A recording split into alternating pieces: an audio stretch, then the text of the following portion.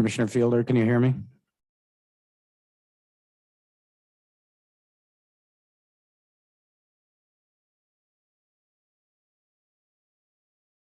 Commissioner Fielder?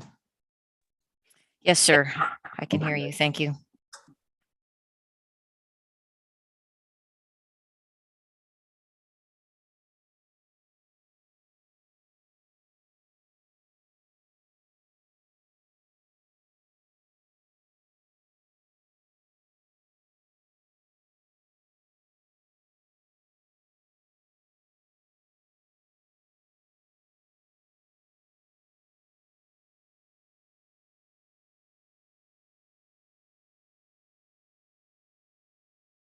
All right, good morning. Are council ready? Yes, good morning, Mr. Chairman. Okay. Good morning, everybody. This hearing is called back into order. For the record, the time is now 9 o'clock. The date is Thursday, April 28, 2022. We are still in the Bollinger Room of the Montana Public Service Commission. This is the scheduled public hearing on docket number 2021.12.134 involving the petition of Caithness Beaver Creek to set terms and conditions for a qualifying small power production facility. I believe we left off yesterday. Northwestern Energy was putting on its case in chief. And so let's resume there. Ms. Hill. Thank you, Mr. Chairman. Northwestern calls Mr. Dr. Brandon Mock. Was Mr. Mock sworn yesterday, Ms. Hill? Yes, he was watching. Let's confirm with him whether he was sworn. All right, would you confirm that with him, please? Dr. Mock, were you sworn in yesterday? I was watching when the swearing in took place. I can be resworn quickly if that's helpful. No, I don't think that's necessary. Okay. Dr. Mock, could you please state your name and business address for the record? My name is Brandon Mock. My business address is 1877 Broadway Avenue in Boulder, Colorado. And for Mock, that's M-A-U-C-H? That's correct.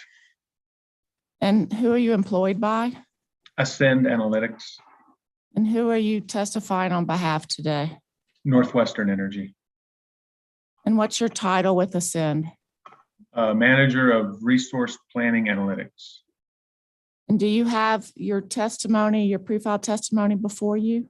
I do. Could you identify what testimony that is? Is it your intervener pre-filed testimony? It is my intervener pre-filed testimony. Yes, Do you have any corrections to that testimony? I do. Could you walk through the pages where you have corrections? Yes. On page 44, line 10, I put a capacity rate of $15.21 per kW month. I would like to update or correct that number so that it reads $17.18 per kilowatt month. On line 12, the capacity contributions should be updated from 25.46 for BCW1 to 23,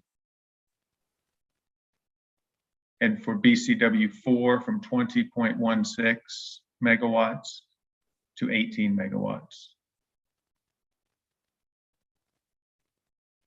On line 13, it should say, please see attachments to data request CBC-11 instead of referring to exhibit BKM9.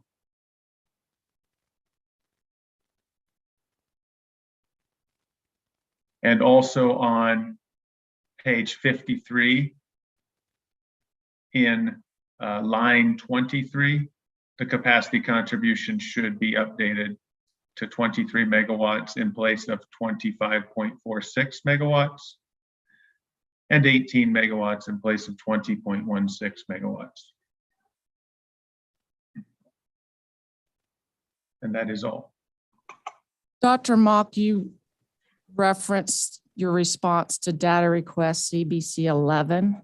Mhm. Does that response show the calculation of $17.18 per kilowatt month? No, that shows $17.10, but based on Mr. Cafaro's rebuttal testimony, which pointed out some minor adjustments for inflation for the first year of fixed O&M costs. Once he showed that I had missed that, and I accept his correction there. So $17.18 per kW month, I think, is correct. Thank you. Mr. Chairman, do you need any of that repeated? And I have it typed up if it's helpful for anyone. Let's start with you, Mr. Uda. Do you need any of that repeated? Mr. Brown? Commissioners? I don't Mr. think so. Mr. President, Yes, Commissioner. I'm just wondering how this will be handled. Will then the testimony be amended in the record so that we'll have the correct information? Ms. Hill? Yes, this is corrected in the record. Thank you. So, Dr. Mock, with those corrections, if I ask you the same questions today, would your testimony be the same? Yes, it would. Mr. Chairman, I move to admit Dr. Mock's intervener testimony as exhibit NWE 3. Mr. Uda? No objection. Mr. Brown? All right, NWE 3 is admitted in the record without objection. I tender this witness for cross-examination. Very good. Mr. Uda?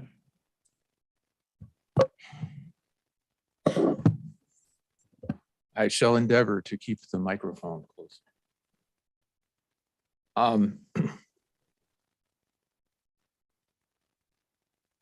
Dr. Mock, would you please turn to page BKM 15, beginning at line 12?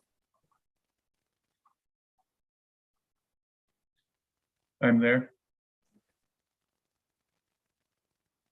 On that line, the statement begins that, quote, PURPA requires that avoided cost rates be based on the cost to serve the load utility would otherwise incur but for the generation from the QF.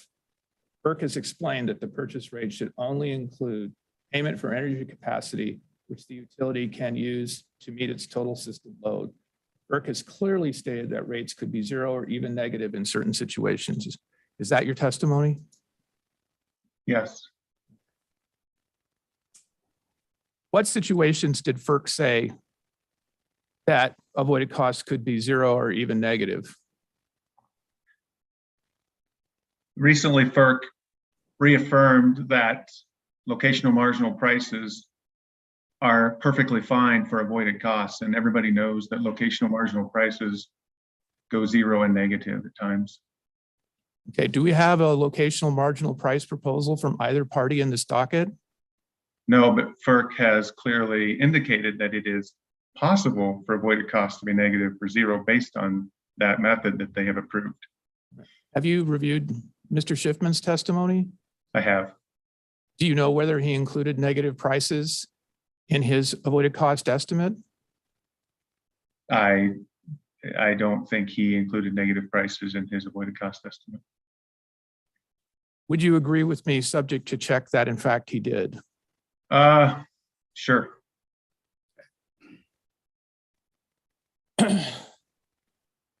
So this statement that I just read from your testimony, is this position your independently derived view of PURPA? Yes.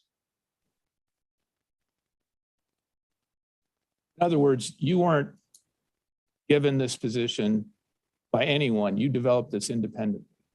Well, I've discussed this with others, sure. And who are those others? I've discussed this with Northwestern. With, So, yeah. Did Northwestern want you to put this statement in your testimony? no, this was my decision.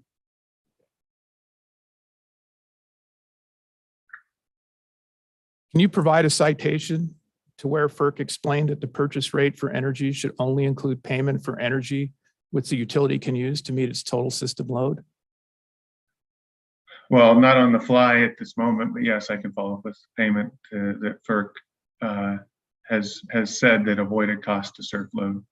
Okay. But this being your testimony sitting here today, you can't tell us what that citation is. No, I cannot.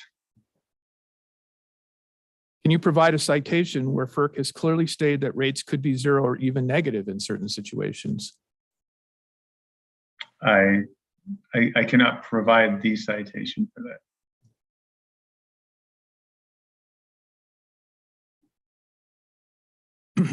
If a utility company commits transactionally to sell wholesale power, is it required to generate or purchase energy to meet that wholesale sales obligation? May you repeat the question, please? Sure. If a utility company commits transactionally, there's an agreement to sell wholesale power, is it required to generate or purchase energy to meet that wholesale sales obligation?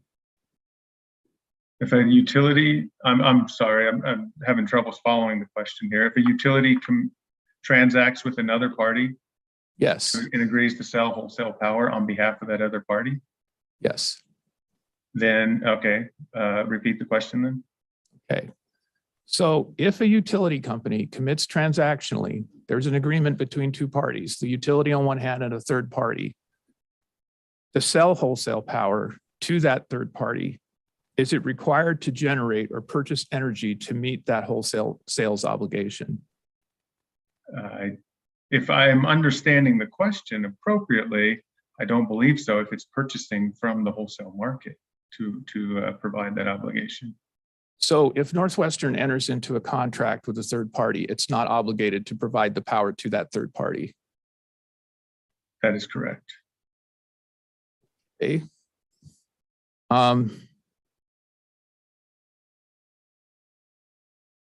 In the event that power is provided to that third party, would that sale become part of the utility system's total load?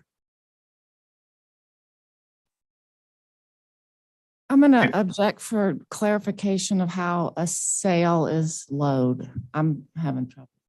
Well, I'm not here to testify. He can either answer the question or he doesn't understand it, and I'll try to restate it. Please restate it. Okay. So if Northwestern makes sales and it signs a contract to deliver power to that party, does that become part of the utility's total system load? I believe it would, if I'm understanding you correctly. Okay, thank you. Could you please turn to page BKM 23 and BKM 24?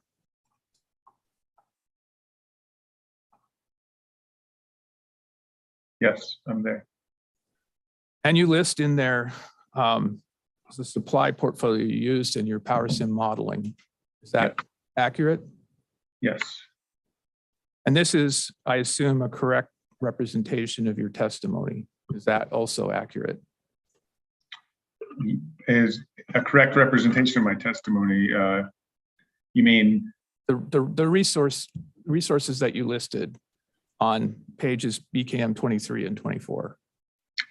that is a correct representation of the supply resources in the model? Yes. Did you make the independent determination to include those resources, or did someone give them to you? Those were provided to me. And who were they provided to you by? Northwestern. I don't know which particular person at Northwestern. I was just sent. So these were provided by Northwestern. That's the best I can say on that. Did you complete any independent research of the project development of each of these projects and or the contracting status of the projects included in the supply portfolio used in your Powersim modeling? No, because I do not believe that is my role here. And just throughout your testimony, you often discuss assumptions that Northwestern used in developing its avoided cost estimates. Is that a correct representation of your testimony? That is correct. Did you independently determine data items such as the supply portfolio to be used in the Powersim modeling? I think I've already asked that question, and I think your answer was no. The natural gas price forecast, did you independently do that? No, The Mid-C to Montana basis differential, did you create that? no, Or did you make the decision to use 4 years of forward prices? I did not make that decision. And if you did not independently determine the data items used above that I just asked you about, where did that data come from? You mean the decisions or to use that data, or? Well, I think you've testified that you received this information from Northwestern. Is that Yes. correct? That is correct. So the data that went into it was provided to you by Northwestern. Yes, the data being the resource items to put in the supply stack. Is that what you mean when you say the data? Well, there was a series of questions there. One was the resource stack. Another was the natural gas price forecast. Another was the Mid-C to Montana basis differential and the use of the 4 years of forward prices. Correct on all of that, yes. Right. So you didn't do any independent analysis of the validity of those assumptions before including them in your testimony. That's correct.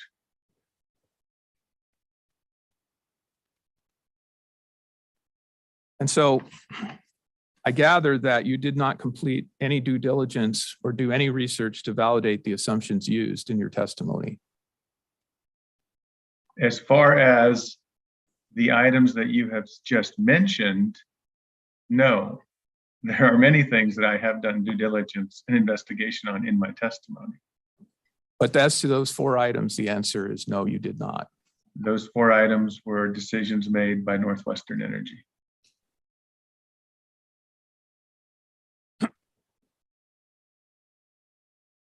So do you have CBC 83 in front of you? You're talking the data response, data Yes. request? I do, just a second, go into it.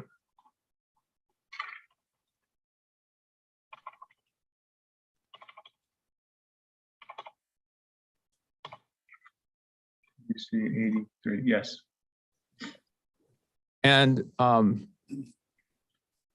you were asked for direct evidence of electricity markets where historical VRE penetration is increasing over the years, say 2010 to 2021, and implied heat rates were decreasing over those years. Do you recall that? Yeah, I see the question. Can you confirm that you have provided whatever evidence you have along these lines? I provided a piece of evidence. I can confirm that. I mean, I didn't go through and provide every single source of evidence that I could find. Well, were you asked to produce all your evidence of that relationship? Please Objection. provide. Data request says, please provide 1 or more examples. Thank you. I withdraw the question. What were the other sources that you would refer to if you had to add to your response to CBC 83? I would refer to ERCOT. I would refer to the Southern Power Pool. Okay. And there is specific data there that supports your claims. There's specific data that shows on an hourly level when renewables are producing high levels, market prices are depressed. And was that information included in the table that you produced or the exhibit that you produced at BKM4? Just a second. I don't know what I put in BKM4.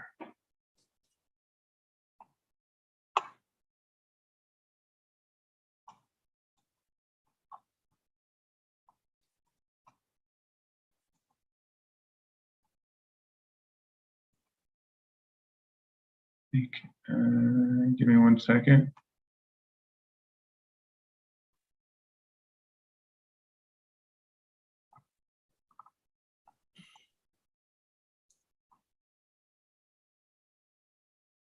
Oh, BKM4 was okay. BKM4 was Powersim outputs, I believe, for the avoided cost calculations. But the declining heat rate that you're testifying about was included in BKM4, correct? So just to be clear, BKM4 shows the detailed outputs from Powersim in an output file that includes the calculation of the avoided cost. So it was based on a price forecast that I included in the in one of my attachments as well. It in attachment 064C, CBC 064C. Or no, send price. Which one? I included the Powersim inputs. Yeah, it was attachment CBC 064B.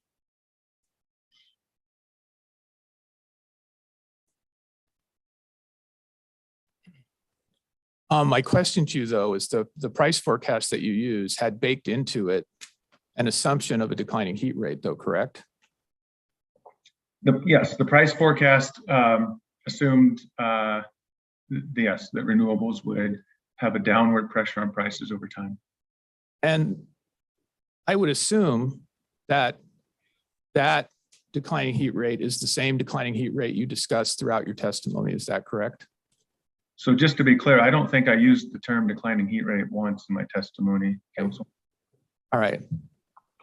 What would you call it? Well, point to where I used this, I guess. I'm not sure what that answer means, Dr. Mogg. Okay. I walk through justification and support to show that wholesale market prices are lower when renewables are high. Okay, so, but you're not then stating that there is a relationship between natural gas prices and electric prices?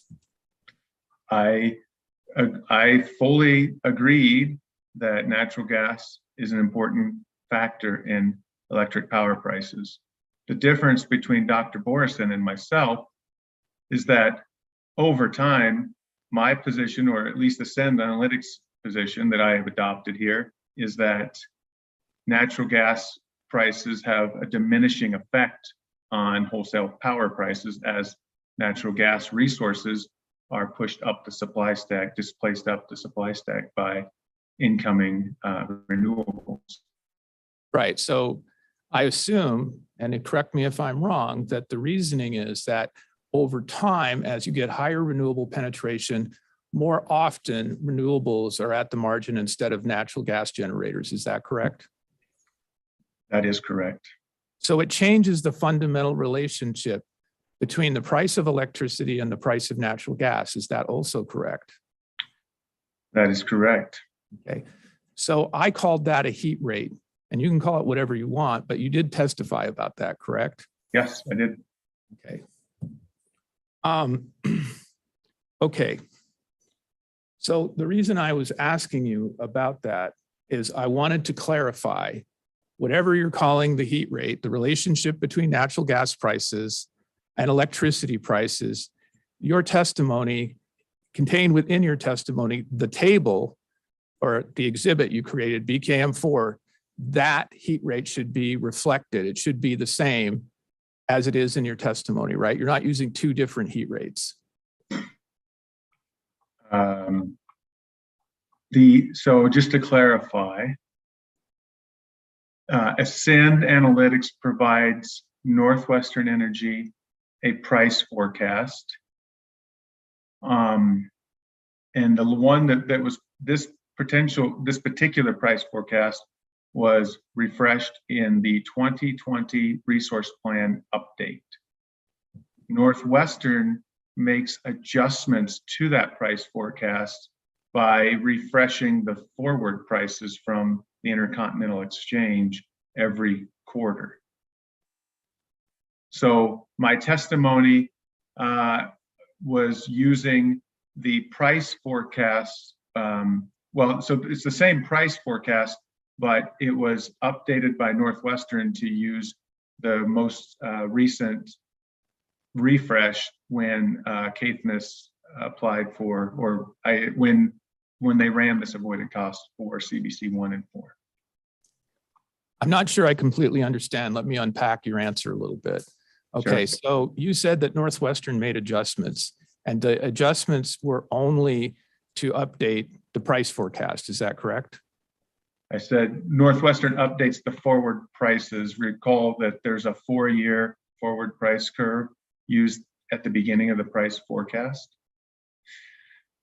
And that 4-year forward price curve, that when they update that, it will, their method of updating that could increase or decrease the overall price forecast. It doesn't change the direction of the forecast. It simply will make an adjustment to the forecast to align with the forward prices. So I've talked about it as a declining heat rate, and you can describe it any way you want, but who developed that? Who develops the Ascend price forecast? Yes. Our market intelligence group, which is led by Dr. Brent Nelson. Okay. And we asked you in Discovery to produce that study, correct? And you did not produce it. No, Okay. Is it in your possession, custody, or control? it is not. Okay. Whose possession, custody, and control is it in? Well, so just to clarify, it's not a single model. I think I tried to describe the process that they create their price forecast based on a series of models, and it would be in the market intelligence custody. They run the price forecasts for various clients of ours, and my team then takes those price forecasts and uses them in our modeling for various clients. And that's, so we don't grab their models, we just take the outputs and use them in our analysis. But Dr. Mock, didn't we ask you for everything that you used to create that? It's not in my possession, and Northwestern has not purchased it. So And it's not a model that I can easily give you. It's in Powersim and it's in Batterysim, and it can't just be downloaded and shown up on your desktop.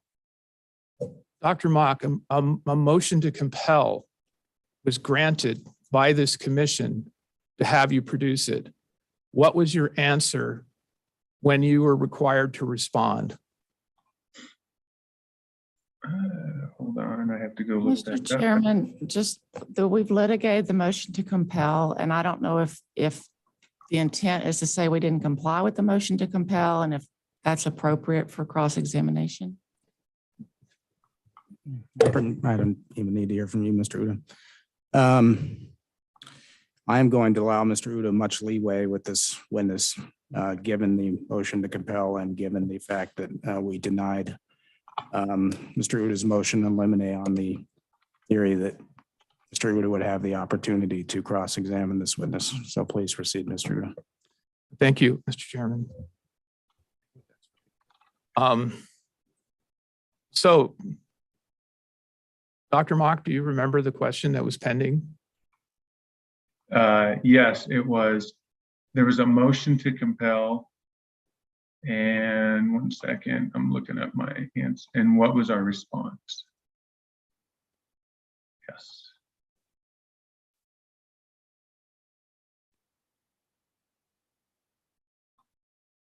Okay, it's a long response. Okay. What does it say? Want me to read the whole thing? Read whatever part you think is relevant that explains your refusal to produce that information in this proceeding. Okay. Says it has various sections in it. PURPA requires the commission to consider the price forecast.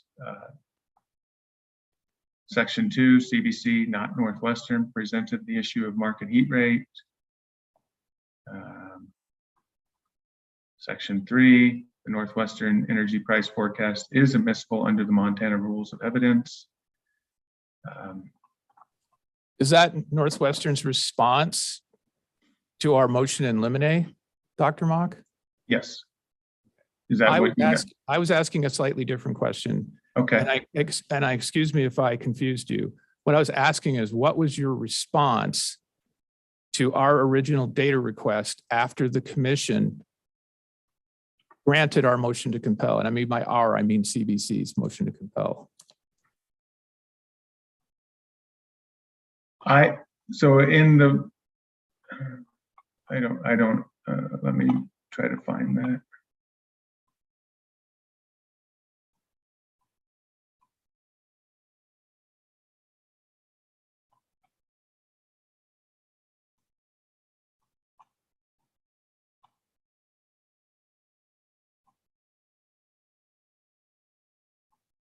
I'm sorry, I was not prepared to have that one ready. Would you agree with me, Dr. Mock, subject to check, that your answer was nothing? Let me look at that before I agree with you on nothing. Okay.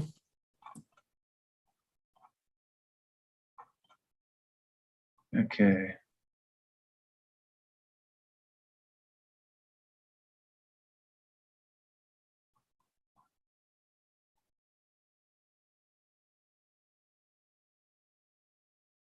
Okay, so my response was that I was able to gather all of the inputs upon which Ascend based its forecast, assumptions on when it did the modeling for the forecast.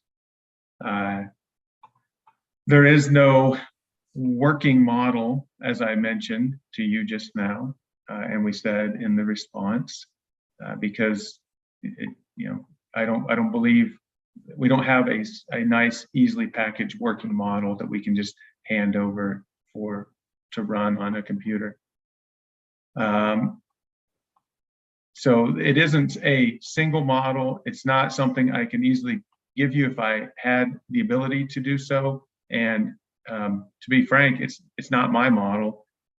And Ascend, it's a different group. I take their forecasts, I support their forecasts. And that's, but I'm not in possession of their forecast models. Okay, but you are employed by Ascend Analytics, is that correct? That's correct, yes. Okay, and either Northwestern or you or someone at Ascend could have said, you know what, this question is relevant and needs to be produced, right? Someone at Ascend could have said it's relevant and needs to be produced. And what they did was they said, the important part of our forecast is, what did we base our forecast on? What are the assumptions that go into it? What's the supply stack that we assume over time in the Pacific Northwest? What do we think the load is going to do in the Pacific Northwest? All of that is relevant and can be easily opposed by another party if they so wish to do. But there is not a single model that I can easily just give somebody. We do several rounds of modeling to get our price forecasts, and if you agree with our inputs, then you've seen our inputs and you've seen our outputs, and I think that is more than what you have for any of the forecasts that Dr. Powersim provided. So I think you can make a reasonable judgment of our forecast based on that. Okay, but if we have the inputs and we have the outputs, something is going on in between to produce the outputs. We were asking you, weren't we, for what goes on in between? Yes, I understand what you're asking for. Yeah. And your response is it's too difficult to do? Well, it's not too difficult. not possible. And I don't have the ability to do that, even if it were possible. It's not my forecast. It's not my product, and I'm not able to just give our market intelligence models out. I haven't been in their models. Okay, Dr. Mock, who made the decision to make the argument for what I've termed the declining heat rate in this docket? Who made the decision to On behalf of Northwestern Energy? repeat one more time? Okay. What I'm asking you is, somebody made a decision at some point to make a demonstration that there was declining heat rate. Who was that? Okay. Could we point in the record where Northwestern made the argument of declining heat rate that we could refer the witness to? Because I believe it's just a rebuttal of CBC's testimony. Northwestern has made an affirmative representation that avoided cost should be lower, Mr. Chairman, because of a declining heat rate. We are trying to make them prove that that is true.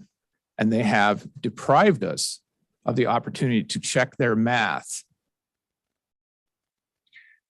Counsel, I will overrule your objection. You may continue. It's clearly relevant to the testimony that was submitted in this manner. You wanted to say something, Dr. Mock? no, that's okay. So the question to you is, somebody made the decision to make the argument at some point in this docket that there was what I've referred to as a declining heat rate. As I've said, you can call it whatever you like, the declining relationship between natural gas prices and electricity prices, correct? That's correct. Who made that decision? Ascend Analytics' forecast for the Mid-Columbia node or hub shows that there is a declining implied heat rate over time. I have taken that forecast and put it in the avoided cost models, which has been used in the avoided cost models and in the resource plan and in the RFP for many years now at Northwestern. So I guess the decision was made before I even came to Ascend. I have simply used the models, the outputs from our forecasting team to run our models for Northwestern. The decision that the market will see a declining implied heat rate in the future, you make it sound like it's a unique view by Ascend Analytics. It's not a unique view, it's a common view. And I would suggest that even Dr. Borison's forecast from the region that he showed would have a declining implied heat rate in them. Okay. That's good background information, and I thank you for that, Dr. Mock. But my question was a little different. In this proceeding, somebody made a decision to make this argument, and I'm asking you, who made that decision in this proceeding? I made the decision in this proceeding to support Ascend's forecast by explaining the basis of Ascend's forecast. And in doing that, you had to rely on another part of Ascend Analytics who actually had done the work to create this declining heat rate. Is that right? That is correct. Okay. And your testimony is that even though you work for Ascend, and even though the question was directed to you, you could not produce it because it was not in your possession, custody, or control. Is that correct? So I have made a couple of it's a couple of arguments. Yes, it's not in my possession or control, and it is not a single working model that you requested a single working model. That doesn't exist. The forecasts are based on a process of modeling that Ascend goes through, and I support it because I agree with the inputs, and I attempted in my testimony to justify the Ascend forecast and showed the inputs and showed the reasoning that I would support it. And graft our forecast with other forecasts in the region, just like Dr. Borison did. And I think if you want to compare our forecast to CBC's forecast from Dr. Borison, you see a big discrepancy. And I don't think ours is the outlier, to be honest. So I feel like that's a good justification for our forecast. Dr. Mock, I mean, that's all interesting, but you need to confine yourself to the scope of the question. Okay, my question was very simple, which was, you made the decision, as I understand your testimony, to use this declining heat rate forecast that was developed by another part of Ascend Analytics. You put it into the record, and then we asked you how it was developed. You gave us inputs. But we wanted everything, didn't we? Yes, you do want everything. Right, because if we have everything, then we can try to replicate your results, correct? No, you don't have Powersim, you don't have Battery Sim. How would you replicate our results? Okay, well, that's a whole separate problem. But Okay. we could have at least tried to figure out what you were doing in order to replicate your forecast, which I think you would agree with me is part of the scientific method, correct? I think Dr. Borison attempted to criticize our forecast by comparing it to other mid-seed price forecasts. Again, And I don't Dr. think, Mock, you're Go ahead. answering the question you want to answer instead of my question. My question to you was, isn't it part of the scientific method to attempt to replicate results in a study done by someone else in order to confirm their validity? that is part of the scientific method, yes. Okay, so was it unreasonable for CBC and its experts to say to you, we don't understand how you're doing this.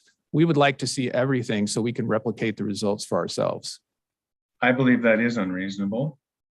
I believe you can easily make a decision, and Dr. Borison attempted to refute our forecast through various methods, showing how it aligns with other peer utilities, showing documentation from the academic community.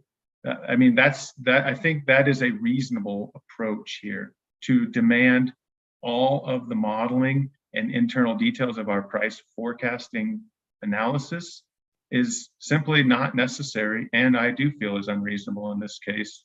When Dr. Borison used the EIA gas price forecast, I don't believe he has seen that model. I don't believe, when we asked if he has analyzed that, he said not in a long time. So yes, I think that is unreasonable, counsel. Okay, well, your answer essentially is an excellent example of whataboutism, but Dr. Borison has been subject to cross-examination. These questions are directed to you. You understand that, correct? Yes, I understand. Okay, so no matter what Dr. Borison did to try to analyze your work, what he could not do is to replicate your results because he did not have access to the models itself or themselves, correct? That's correct.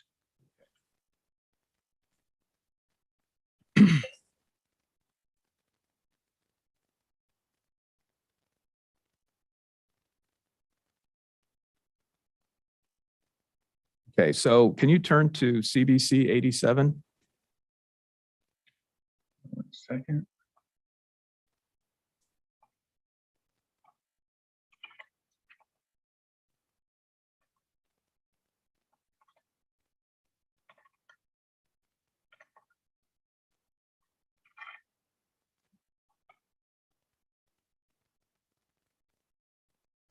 I'm there. Okay.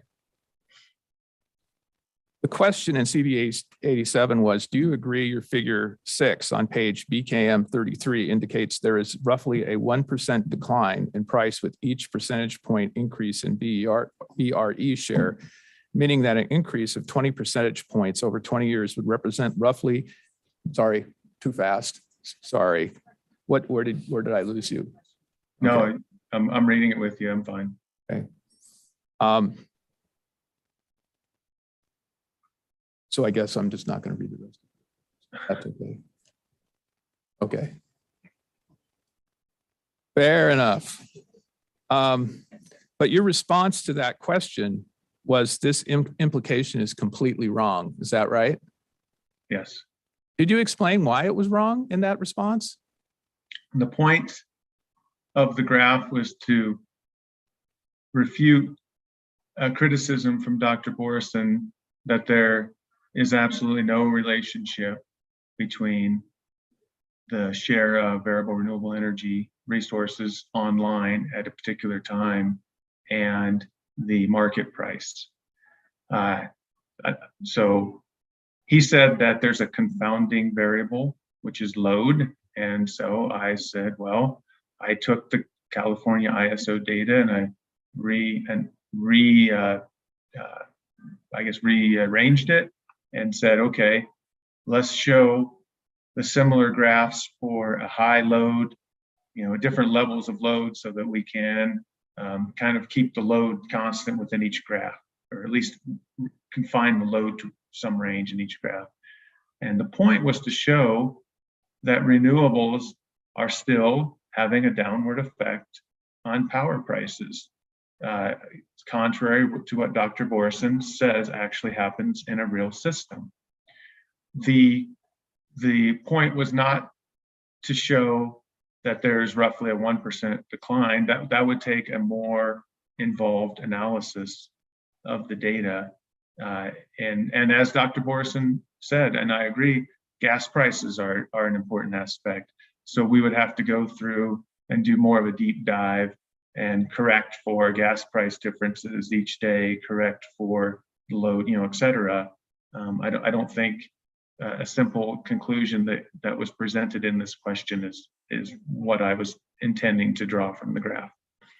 No, I appreciate your explanation, but doesn't that particular figure show a roughly 20 percentage point decline over 20 years? Just looking at it? Increase. Well, so so hold on. I don't want to get confused here. The graph is not a 20-year graph. It is from 1 year. And you're saying an increase if we wanted to extrapolate this information over 20 years and assume a 20% increase in renewables. So I'm not intending to extrapolate this information into the future. I am showing that there is an effect now, and based on that effect now, we would expect to see a declining wholesale price with high renewables in the future. And what that effect would be in the future is not necessarily a linear extrapolation from a snapshot today. That's for our forecasting team to model. I did not intend to draw that conclusion from this graph. But figure 6 goes out further than 1 year, right? I need to go to my figure 6 to make sure I'm not getting turned around here.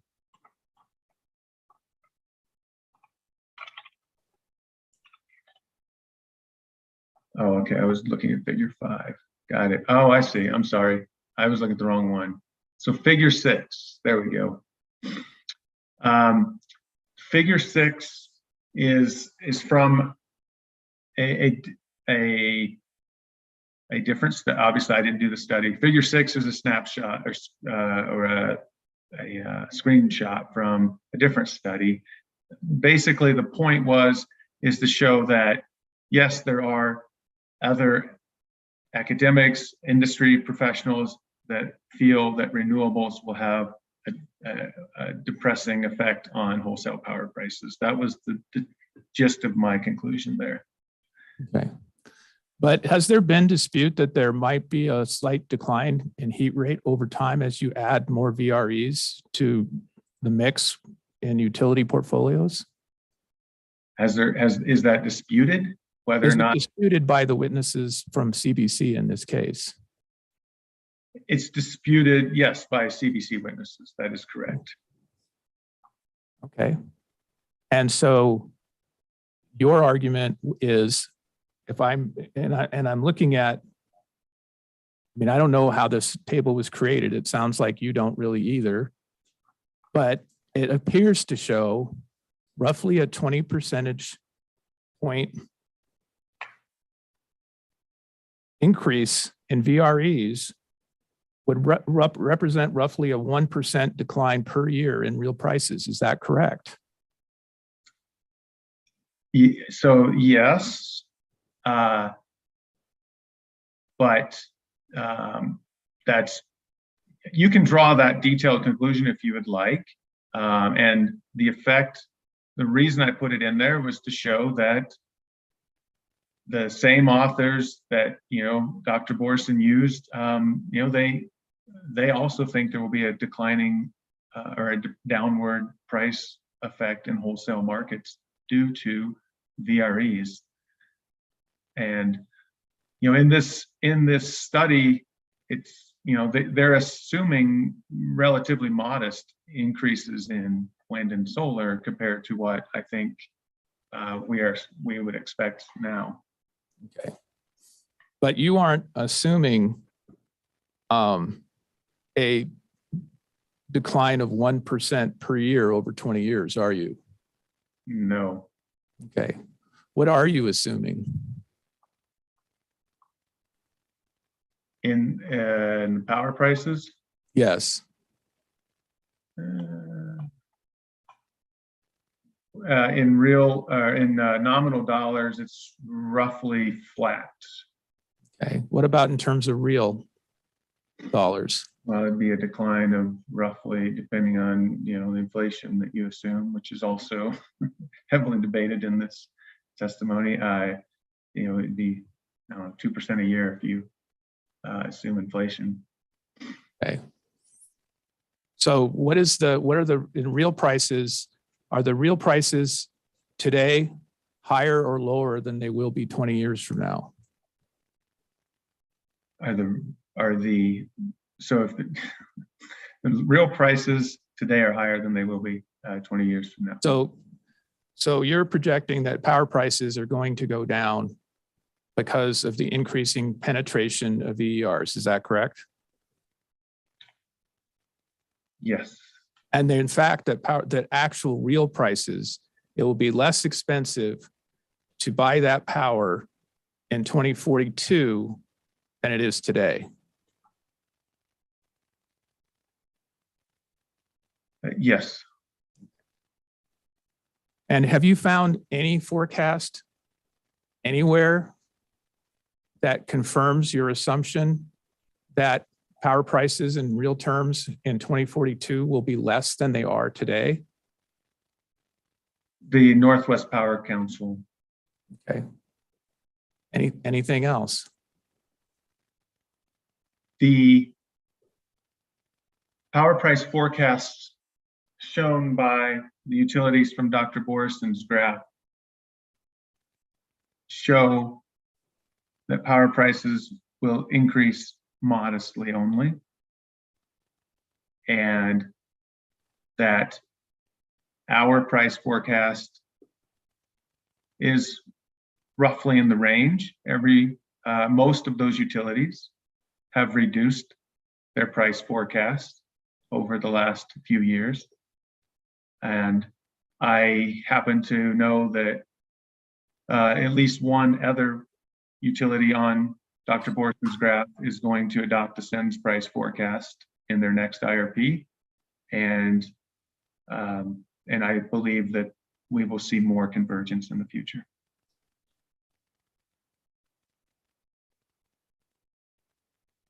I want to make sure I understand your answer. You used the phrase in your response to my question, in the range, but none of these forecasts that you're pointing to that Dr. Powersim used show that in 2042, real prices will be lower than they are today, correct? I have reviewed most of those price forecasts and found that they include carbon costs in their price forecast. If we included carbon costs in our price forecast, we would be roughly in line with them. We don't in this particular forecast. So yes, ours is declining a bit.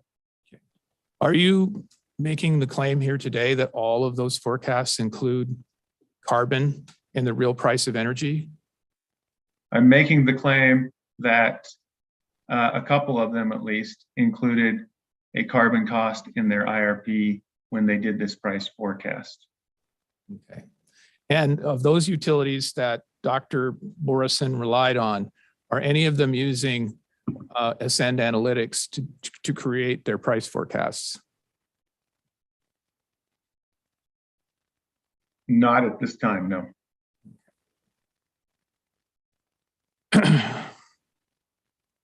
So I'd like you to turn to CBC 88.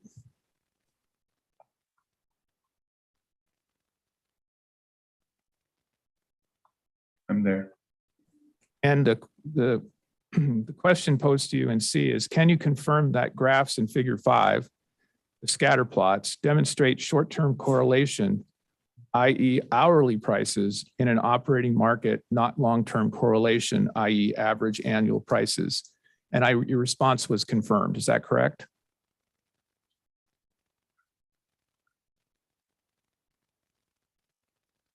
Yes. Okay.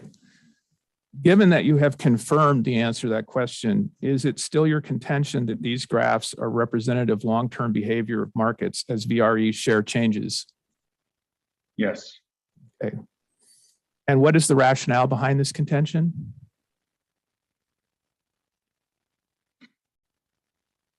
That we will see much higher levels of VREs in the various markets throughout the US, especially in the West. And as we increase VREs, or VERs, I'm sorry, as we increase the level of VERs over time, the position on the graph in figure 5, we will be more at the high end of that more frequently, I should say. We will find ourselves at the high end of that. So right now, renewables provide 60-70% of the load, or cover 60 or 70% of the load infrequently, but over time we would expect that number, that level of penetration to be much more frequent, and therefore pushing the supply stack up and to the right more, which means that inefficient natural gas resources would dispatch less, and the less expensive natural gas resources would be on the margin more often, and also renewables would be on the margin more often, setting the wholesale power price.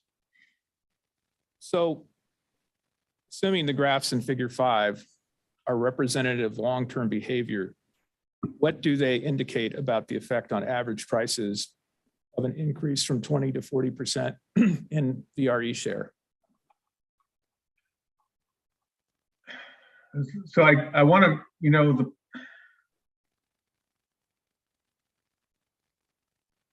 extrapolating in 20 years from 1 year of data is not my intention for this figure. My intention for the figure was to show the relationship, to illustrate that relationship.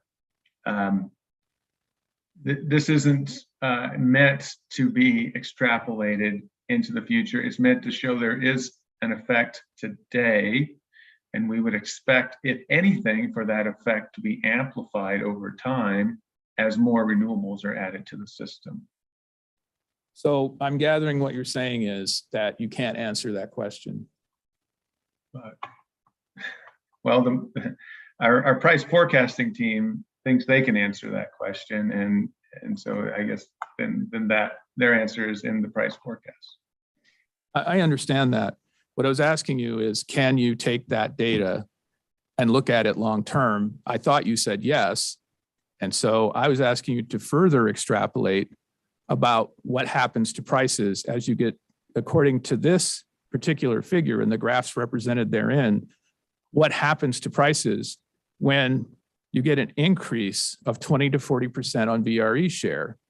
And you seem to be saying, I can't answer that question. Well, so I guess to make sure that we are on the same page here, my answer would then be that it will push down prices more. To say how much more, I'm not able to answer that right now.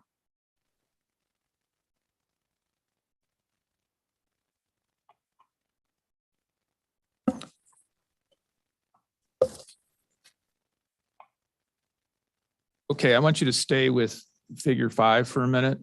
Okay. Okay.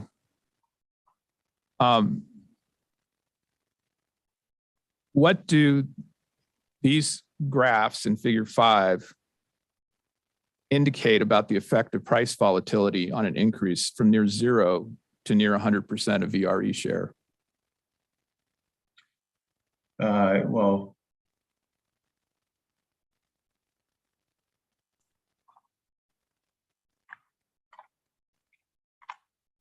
these graphs, they don't really, they don't give you a good, I mean, price volatility is not something that I could easily draw from this as you go up. When you created these graphs that appear in figure 5, I assume you created them. Is that correct? That is correct, I did. Did you use Excel? I did. And in these graphs, you have presented various scatter plots with trend lines. Is that correct? Yes. Did you calculate the R squared associated with each trend line? I did not. Isn't that just basically pushing a button? Yes, it is basically pushing a button. Why didn't you do an R squared? You know, I didn't, at the time, it didn't even occur to me to do it. I was simply showing that there is a relationship. But doesn't the R squared give you an indication of the strength of the relationship? The R squared gives you an indication of how much variability this relationship explains in wholesale power prices. And it's obvious from the scatter plots themselves that there's a lot of variability around the dotted lines, that the dots are not positioned right on the line. So I would not expect a high R squared from these plots to begin with. Would you agree with me, subject to check, that the R squared associated with the entire data set that you used to create the graphs in figure 5 is well under 0.10? Subject to check, sure. Okay. So that means that the relationship between these variables, 90% is explaining something else is explaining 90% of the relationship, correct? Yes, 90% of the variability of the day ahead price. In your opinion, is an R squared of 0.10 a good fit? It's not a good fit, no. Okay. As an analyst and a professional, would it be appropriate to rely on an analysis with a 0.10 fit to draw any conclusions from? As a professional and an analyst myself, the point of these graphs was to show that there is a relationship and that it is not confounded by load. If I were to do a more in-depth analysis of the effect of the other elements that affect the price of power, which would be the price of natural gas, would be another big one, the amount of wind versus the amount of solar, et cetera. Yeah, then I would look at the R squared in those cases and do a deep dive. This was meant to be more high level and point out the relationship. But if 90% of reality is not explained by this, why present it at all? Because Dr. Borison said that the graphs are confounded by load, and therefore they are incorrect. So I adjusted the graphs to show for the record that that load is not the confounding variable. There is still a relationship that holds even when you control for load.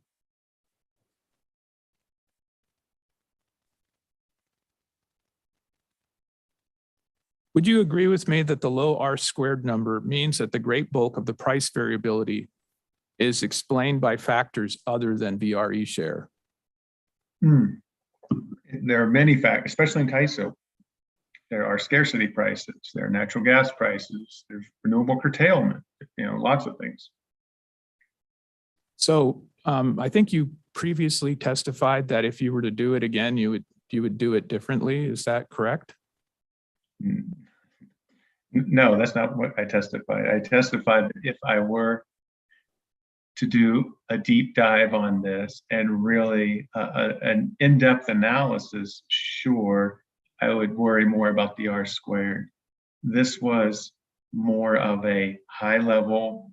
I just wanted to show there's a relationship between renewables and wholesale power prices, and that relationship holds regardless of the load, and it's real. So that was the intent of the graphs. But there isn't really a dispute in this docket about whether or not VREs can affect market prices, right? I believe there is a dispute from Dr. Borison on that. Okay. And how would you describe the nature of the dispute? That Dr. Borison described the initial graphs as being as showing a relationship that does not exist. And so I wanted to show that the relationship does in fact exist. And the fit line that you put into each of these graphs on figure 5, okay, is that the only possible fit for the scatter plots that you produced? I'm not sure I follow the question on that. Well, I mean, my understanding is that when you use Excel, it can create different fits for the data. Sure. And you chose to use that one. I chose to use a straight line, yes. Yeah. Is a straight line the best representation of the data in your scatter plots? I believe it is, but I have a feeling you'll tell me it's not. Would it surprise you to learn that actually, if you actually plotted the scatter plot correctly and used the line fit, that it would actually look more like what you'd call that, kind of a, what's that? A parabola. I believe that, yes, the parabola fit, as Dr. Borison showed, has a higher R squared, but once again, if I were really trying to fit the data with a more accurate model, which was not my intent here, I would use multiple explanatory variables, and I would try to capture that how all of these variables affect the wholesale power price, and then I would expect to get a high R squared. In this case, the point was to show the directional effect that renewables have on wholesale power prices, regardless of load. Right, but the directional fit you're referring to is represented in those scatter plots by the line that you created that shows essentially a declining straight line, correct? That's correct, yeah. So if the R squared has a higher value when you use a parabola, isn't that a better explanation of the data? I think a better explanation of the data would be to use more input variables to come up with a better fit.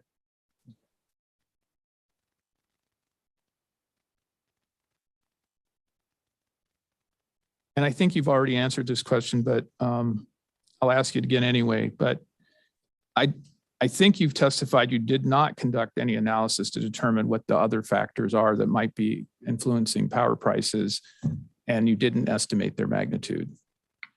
That is correct. Okay.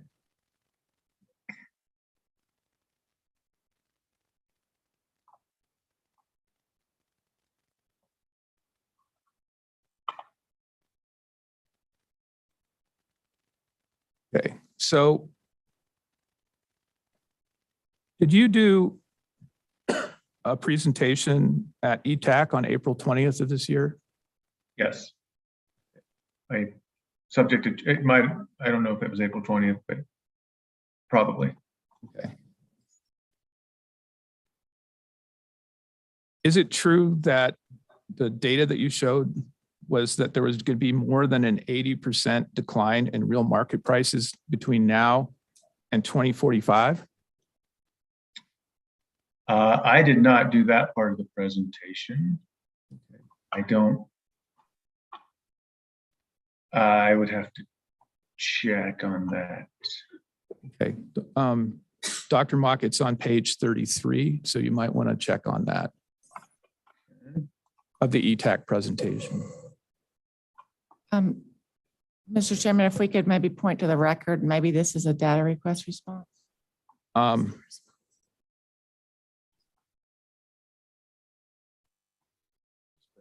Excuse me, Ann.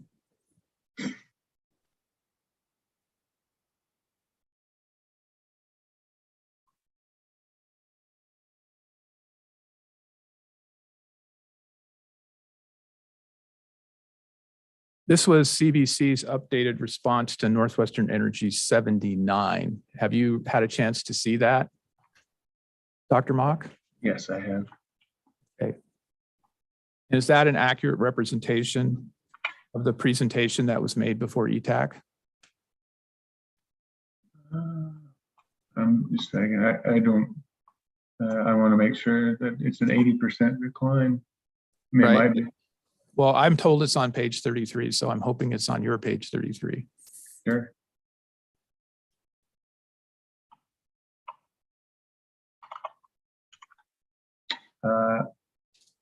So I get roughly a 60% decline, not an 80%. but In real energy prices between now and 2045, is that correct? in real prices. Yeah. That's subject to check, sure. I would point out that most of that decline is in the forward curve. In the year 2022, there's a huge drop between 2021 and 2022 in the forward prices. So it's driven almost entirely by, I would guess, high natural gas prices and low hydro output right now.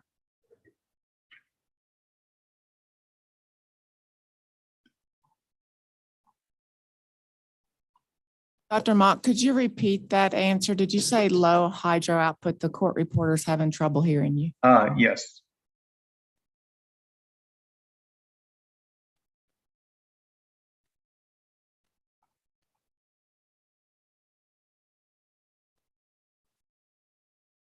One last question for you, Dr. Mock. Isn't it true that you did not file an update to CBC 064C and D after the commission granted the motion to compel? For C and D, I would have to, I'm going to those questions first.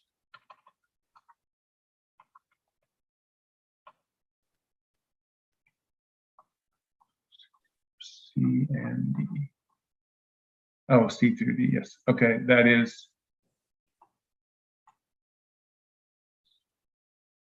Yes, that is true. That's all the questions I have. Thank you, Mr. Chairman. Mr.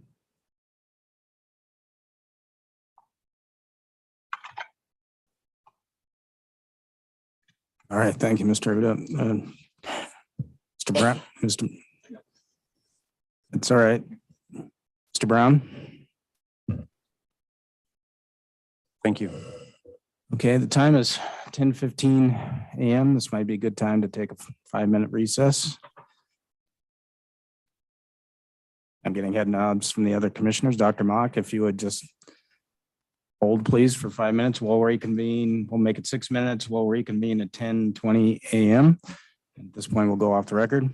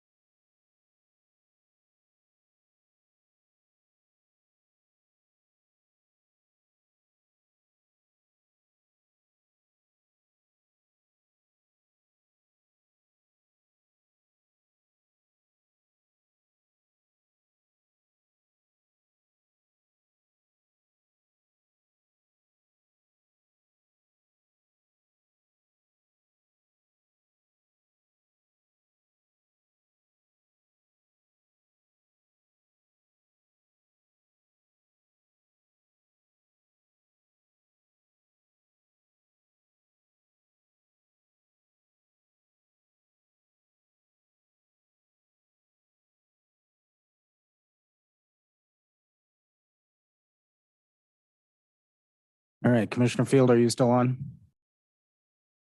Yes, Mr. President, I'm here. Okay, very good.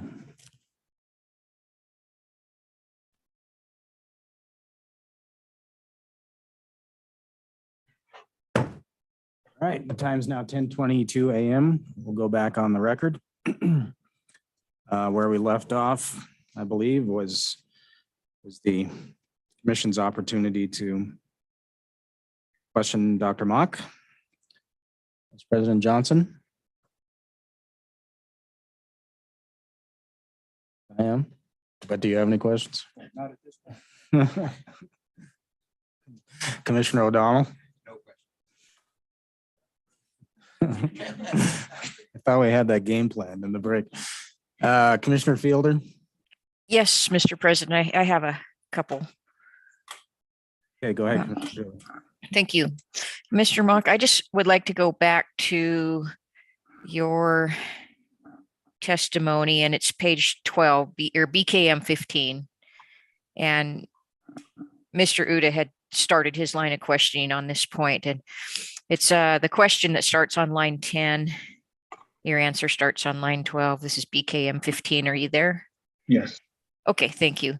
So Mr. Uda was asking you how you arrived at the conclusion where you stated on lines 14 through 17 that FERC has explained that the purchase rate should only include payment for energy or capacity, which the utility can use to meet its total system load.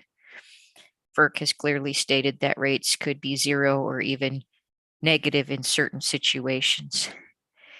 And I don't think you were given an opportunity to provide citations. Would you tell me how you arrived at those conclusions? Sure. I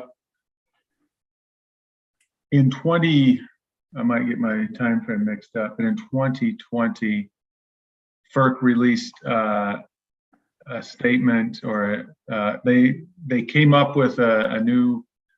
I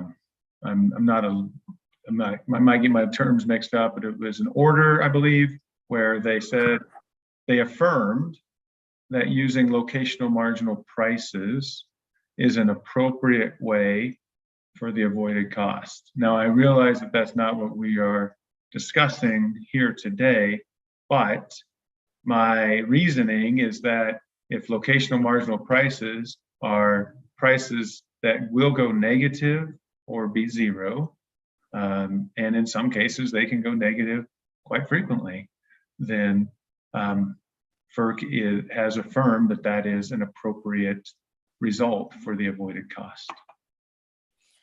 And did you read that order, or where did you get that information from? Yes, 1 second. I'm going to look up my.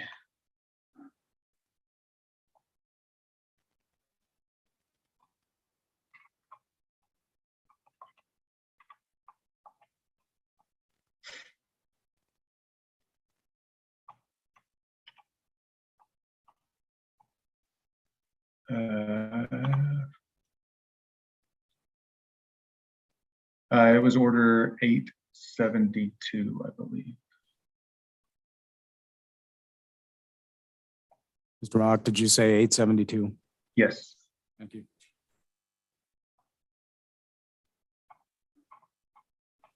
Okay, and my next question is, for me, could you please explain what your role is in this case, in this proceeding?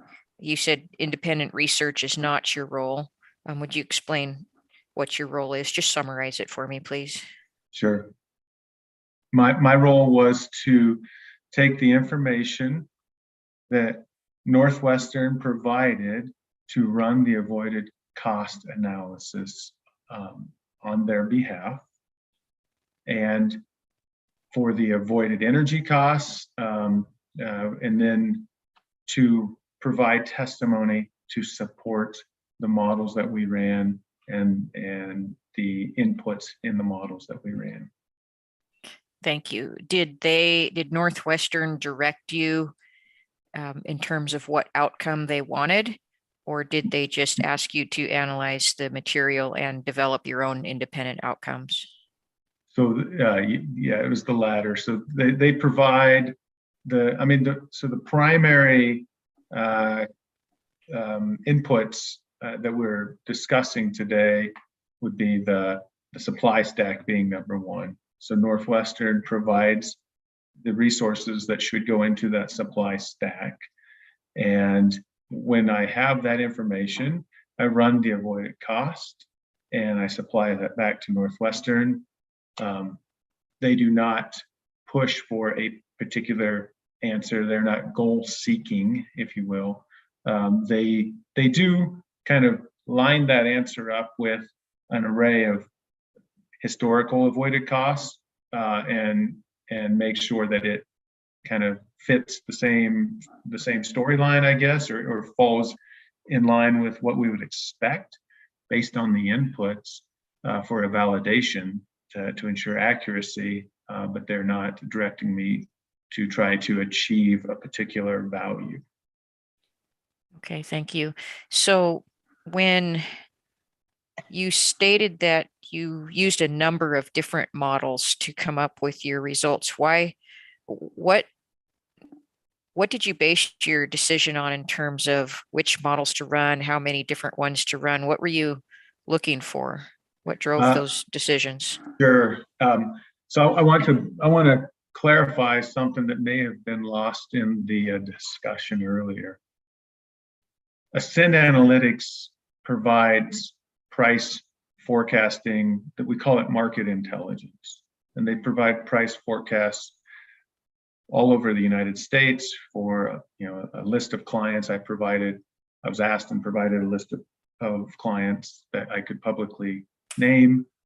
That market intelligence team is where I got the price forecast for the Mid-Columbia Trading Hub, which is an important input into the avoided cost model. That group runs a series of models to come up with their price forecast. I run one model, which is Powersim, on behalf of Northwestern to calculate an avoided cost.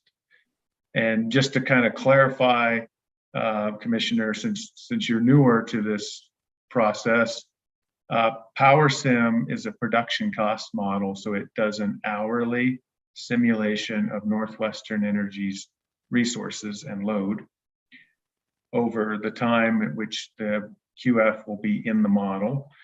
And we take the results of that production cost model and run it through the marginal cost to serve load calculation to come up with an avoided cost for the QF.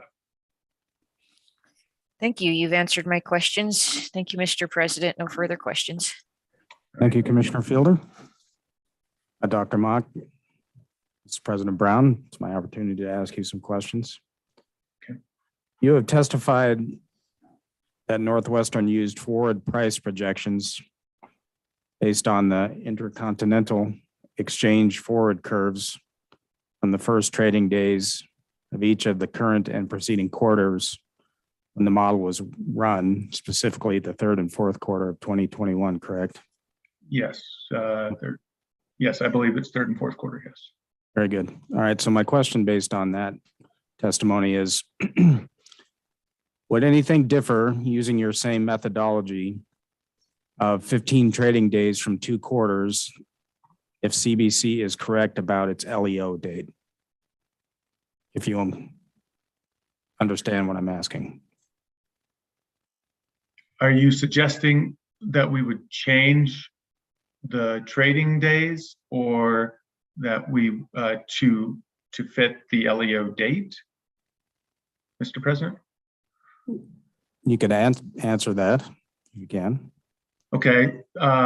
So the process has been pretty firm, at least over the last couple of years, that Northwestern takes the Ascend forecast. And remember, the Ascend forecast goes out, I think it's 25, maybe 30 years. I'm not sure. We're only using, 20 years, I believe. And Of that, let's assume 20-year forecast, the first 4 years is based on current market observations.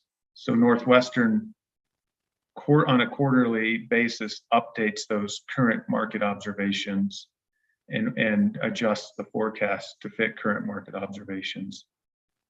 Over when Northwestern updates their resource plan, that's when we update the full forecast. We come up with a new supply stack, new adjustments, and they take our latest mid-Columbia price forecast. So if the LEO date is November 17th then of last year, that's my understanding, but I have not been reading deeply into that portion of this docket, then I would assume we would not change that, that Northwestern would not want to make a change there. All right, well, let me back up perhaps and lay some foundation for this question. Do you know what LEO date CBC is proposing in this matter? I thought that it was November 17th. Maybe I'm wrong. All right, I'll move on. Okay. So Ascend's declining MHR forecast was based on an earlier estimate of the cost of the gas, correct? The forecast is, you're saying it's based on an earlier estimate of the cost of the gas? That's my question. I'm saying that Ascend's forecast is not based on the cost of natural gas. It was derived at a particular point in time using natural gas data at that time and power price data at that time for the forward market. Now, in the fourth quarter of last year, Northwestern adjusted it based on the more recent market data that they pulled. So if that answers, so yeah, the original forecast was built off of older natural gas and power price data. Okay, that's what I was asking. Okay. Do you know what that price of gas was when Ascend first developed this forecast? It was right. No, I don't. I'd have to look that up. I'm not sure. It was before the 2020 resource plan update.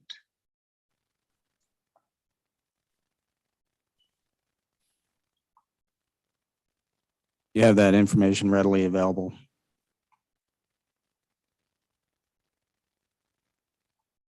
I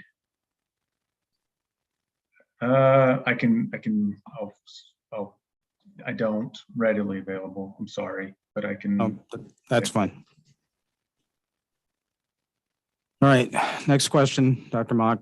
What would be required if CBC wanted to model Northwestern Energy's information accurately without having to access the Northwestern environment, if you understand that question? CBC would need Northwestern Energy's load forecast. And depending on the model, are you suggesting that they would model in Powersim or in a different model? Because the requirements will vary by model. I would suggest it was Powersim. Okay. So CBC would need Northwestern Energy's, for load, they would need historical load data and a load forecast for future simulations of load. For the wind, solar, and the hydro resources, they would need the historical data.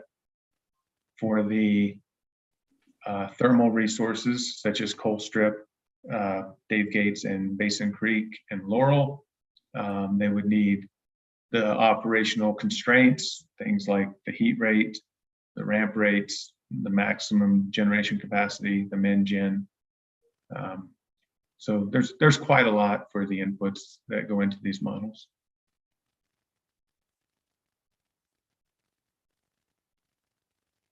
All right, based on that, explain what battery sim is. And and how, or if it is even being used to produce Northwest Energy's avoided costs at this point in time? It is not being used to produce Northwestern Energy's avoided cost. It is one of our models that we use where we model resources, and it's one of the models used to develop our price forecast in the long-term equilibrium of prices. Okay. So thank you for that answer. Let's talk about Powersim. Please explain why Powersim would dispatch the battery in a condition when the avoided cost of energy is, according to the marginal cost to serve load approach, $0. Mm-hmm. Well, because there is an excess amount of energy. Northwestern is very long on energy initially in the model, as Mr. Schiffman correctly summarized when he reviewed the models, that the generation when it's zero marginal cost served load declines over time as resources retire in the model. So it starts long on energy, and then there's more room, I guess, to serve load, if you will, as you step through the model.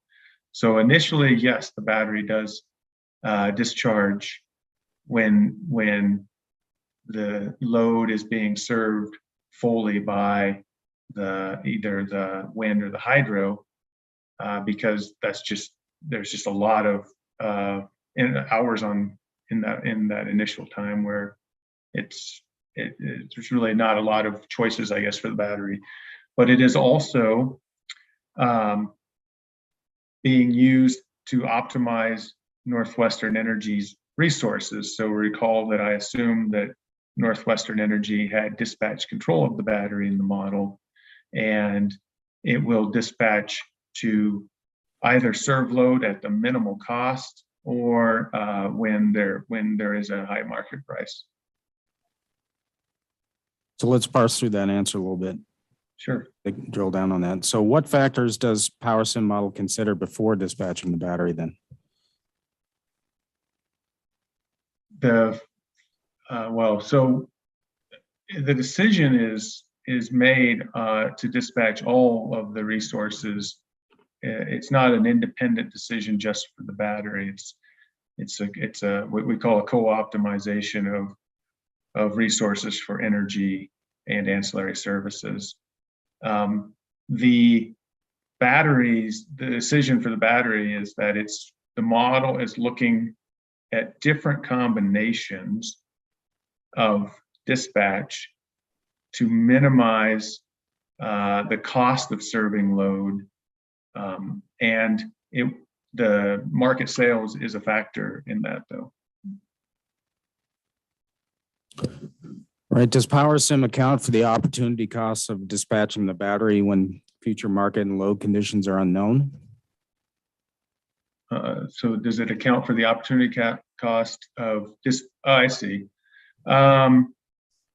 Essentially, it's assuming that future market conditions are known. It's because it does the optimization over a 1 week period. So essentially, that means that it's optimizing the battery given perfect foresight.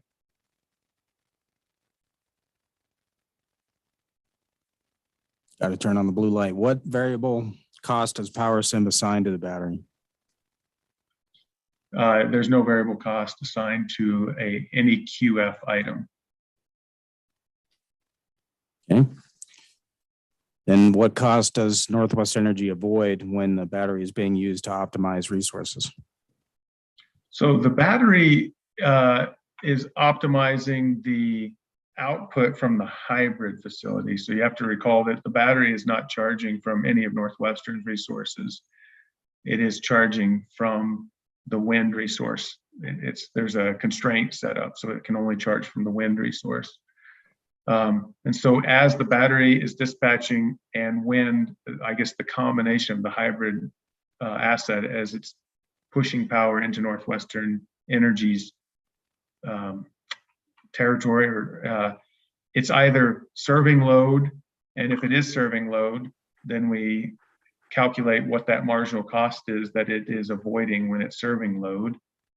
If it's not serving load, meaning that the load is fully served by must run or must take resources, then we assume that it's not avoiding any cost and simply being sold into the market. All right, final question for you, Dr. Mock. Would it be reasonable to average the market forecasts from regional utilities to develop a market price forecast in this case?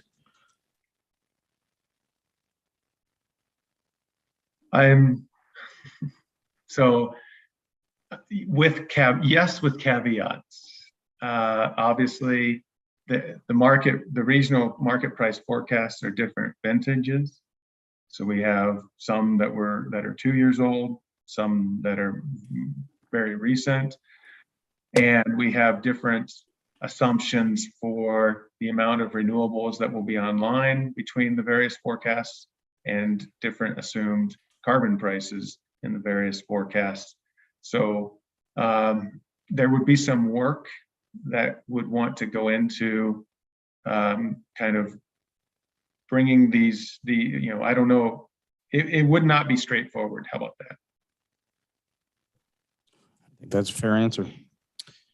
I have no further questions for this witness. Mr. Uda, did you want to read across? Of course.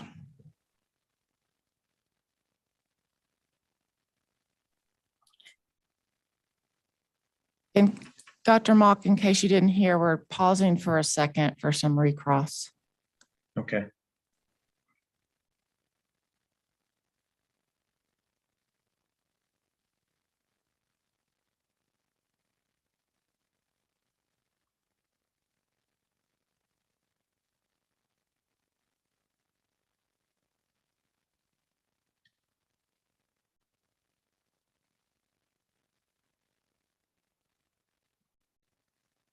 You want to turn on your microphone? Sorry, I didn't realize.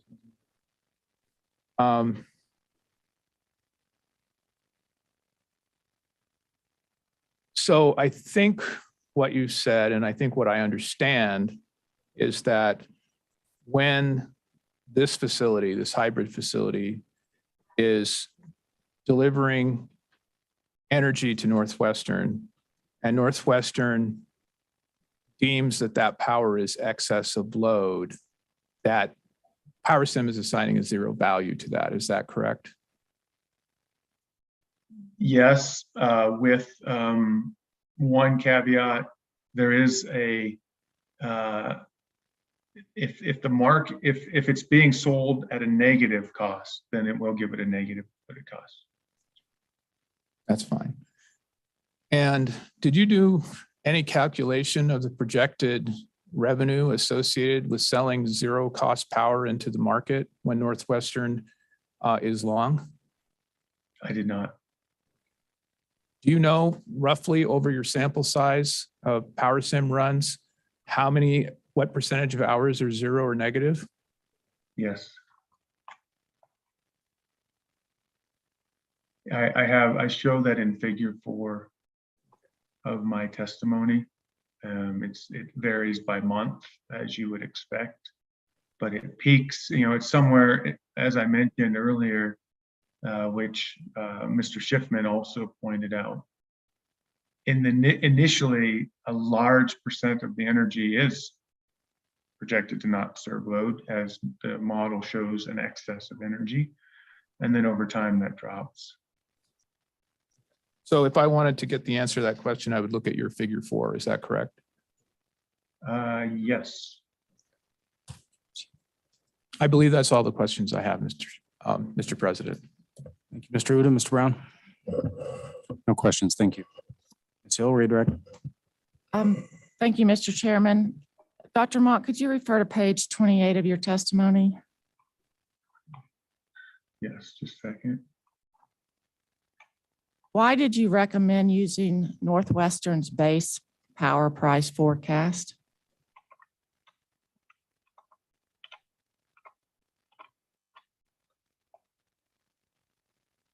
Well, the main thing is that it's consistent with Northwestern's modeling for its resource plan and its request for proposal analysis. Could you repeat that? We had trouble hearing you. Sorry. So I believe there are two reasons. The main things are that it aligns with other industry experts, and it is the same forecast that Northwestern Energy applies to its own internal modeling for its resource plan and its project evaluation in an RFP. Thank you, Dr. Mock. I have no further questions. Commissioner O'Donnell? Yeah, for clarification, Dr. Mock just referred to figure 4. It looks very interesting to me. I'd like to see that in an expanded format with all of the details on that. I just find that to be very interesting. If I can clarify, what do you mean by expanded format? Well, there's various different, it's purported to have a lot of information in it, and it is so tiny, I can't tell what it's purporting to show. Okay. Can you provide, Dr. Mock, this is President Brown, can you provide that table to the commission in a maybe more readable format for us? Sure, Mr. President, I will. I have an Excel file that I will provide to the commission. Thank you, Dr. Mock. And for clarification, Mr. Chairman, if I'll point to the record and help out too, if we've already provided that in response to discovery, I'll try to help with that. Very good. I presume this witness is temporarily excused. All right, Dr. Mock, thank you. Thank you for also for the ability to do this from home, given my situation. Well, thank you for being available. All right, Ms. Hill, your next witness. Northwestern calls Blue LaFave. Mr. LaFave, I believe you were in the room yesterday. Okay.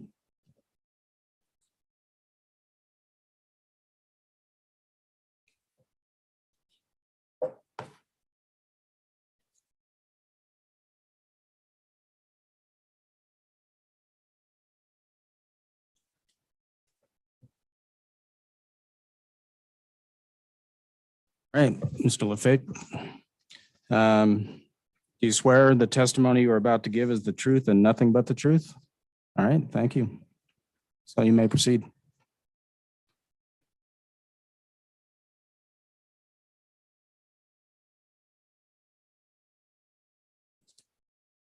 Good morning, Mr. LaFave.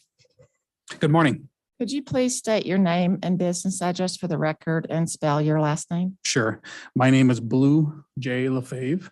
My business address is 3010 West 69th, Sioux Falls, South Dakota, 57108. And my last name is spelled L-A-F-A-V-E. By whom are you employed? Northwestern Energy. And what is your title with Northwestern Energy? I am the Director of Long-Term Resources. Do you have your pre-filed testimony in front of you? I do. And is that your pre-filed intervener testimony? It is. Do you have any corrections to your testimony? I do.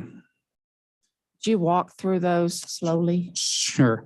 They are similar to the corrections that Dr. Mock referred to, as I had several of the same information in my testimony. So starting on pages 6 and 7 of my testimony, on page 6, there's a reference to the capacity rate. And in my testimony in the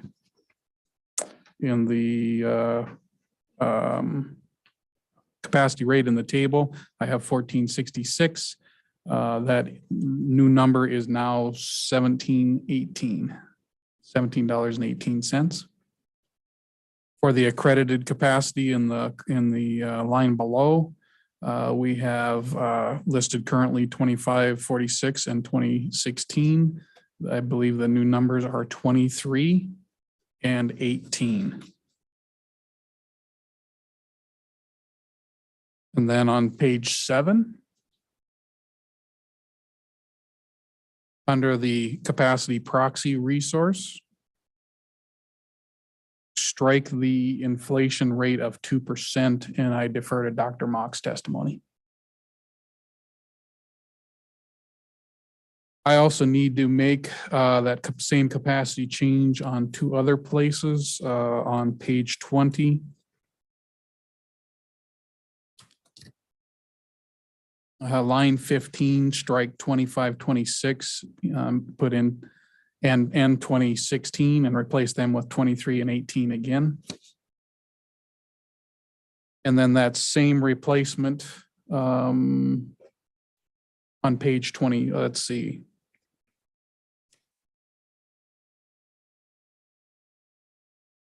I think that's in my, apologize.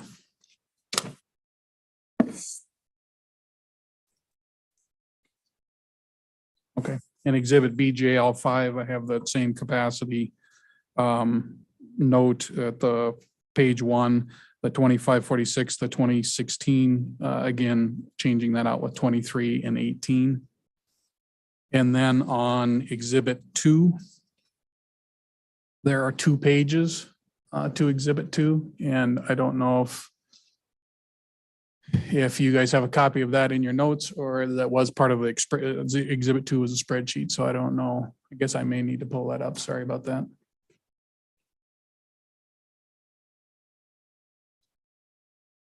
It's the one that looks like this. Exhibit 2. That must be Brandon's exhibits. Those are Brandon's. Oh, those are all the spreadsheets? We wouldn't have yours if you could just give an overview of what would change in. Sure. On the second tab, what exhibit 2 represents is the capacity portfolio of Northwestern. And the first one is the capacity portfolio. First tab is the capacity portfolio for CBC 1. And then because these are 2 separate distinct projects, we run the second capacity portfolio for the second project, which would include CBC 1 in it. So there's a slight adjustment because there was a capacity adjustment from 2518 down to 23 that adjusts that second portfolio down a little over 2 megawatts. If I may summarize for clarity, your corrections are based on Dr. Mock's changing the credited capacity, and that will change subsequent calculations. That is correct. Other than those corrections, if I asked you the same questions in your testimony today, would your testimony be the same? It would. Mr. Chairman, I move to introduce exhibit NWE 4 as Blue LaFave's intervenor testimony with corrections. Mr. Uda? Any objection? No objection. No objection, Mr. President. No. Okay. Seeing no objection, Northwest Energy 4 is admitted into the record. I tender this witness for cross-examination. Thank you, Mr. Uda. It's your witness. Thank you, Mr. President. Starting on page BJL4 at line 19 and continuing on to page 5, you describe a disputed issue as between CBC and Northwestern as control of the battery. Is that right? That is correct. And if I understand correctly, CBC, the control of CBC's battery by Northwestern will mean that Northwestern is deciding when to dispatch the battery. Is that true? That is correct. And what is your legal basis for claiming control of the battery? The legal basis for claiming control of the battery is an effect on the avoided cost. If Northwestern controls the battery, you will have one set of avoided costs. If CBC controls the battery, there will be an adjusted set of avoided costs. No, I understand that the calculations may change. What I'm saying is what gives Northwestern the right to control the battery from an independent party?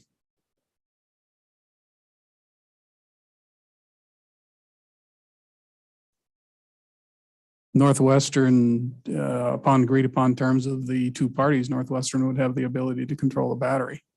So this is subject to CBC's agreement, is that correct? Agreement and acceptance of the appropriate avoided costs, yes.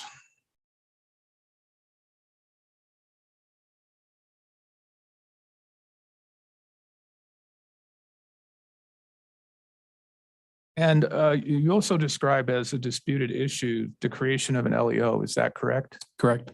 And what is that based on? The creation of the LEO. Yes. That dispute that you're discussing. I believe Northwestern has stated that they don't believe CBC has created an LEO. And I believe CBC is affirming that there's an LEO as of November 17th. Right, but what is the basis for Northwestern disputing the creation of an LEO? We're not disputing the creation of an LEO. We're disputing that CBC created an LEO. Okay. So you are disputing whether presently CBC has an LEO, is that correct? Correct. And if I understand your prior testimony correctly, you're not saying that because you don't have control of CBC's battery, they have not created an LEO. That's not your argument, right? That is correct. Well, what I'm trying to understand then is what is your argument? I believe I listed our argument in our testimony. Excuse me for a second.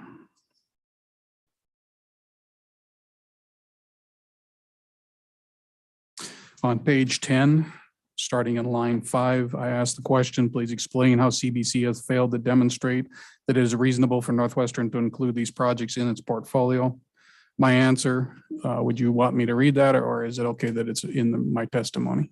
No, you can go ahead and read it. Following FERC's language in Order 872, paragraph 687, CBC has not met reasonable milestones of the QF's development. An example of this status, the example of this is the status of the interconnection. Chafin Wind Energy LLC, the owner of BC 1, 2, 3, and 4, executed an LGIA on June 2018. But at Chafin's request has put that LGIA in suspension.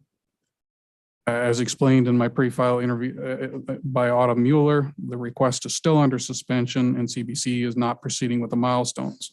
Another example is CBC's unwillingness to discuss how the project will be included in Northwestern's system. It's not reasonable for Northwestern to include these projects in its resource planning when there are so many outstanding questions about how the facility will operate and the developer is not proceeding with the project by addressing any of these issues with Northwestern. Is that everything?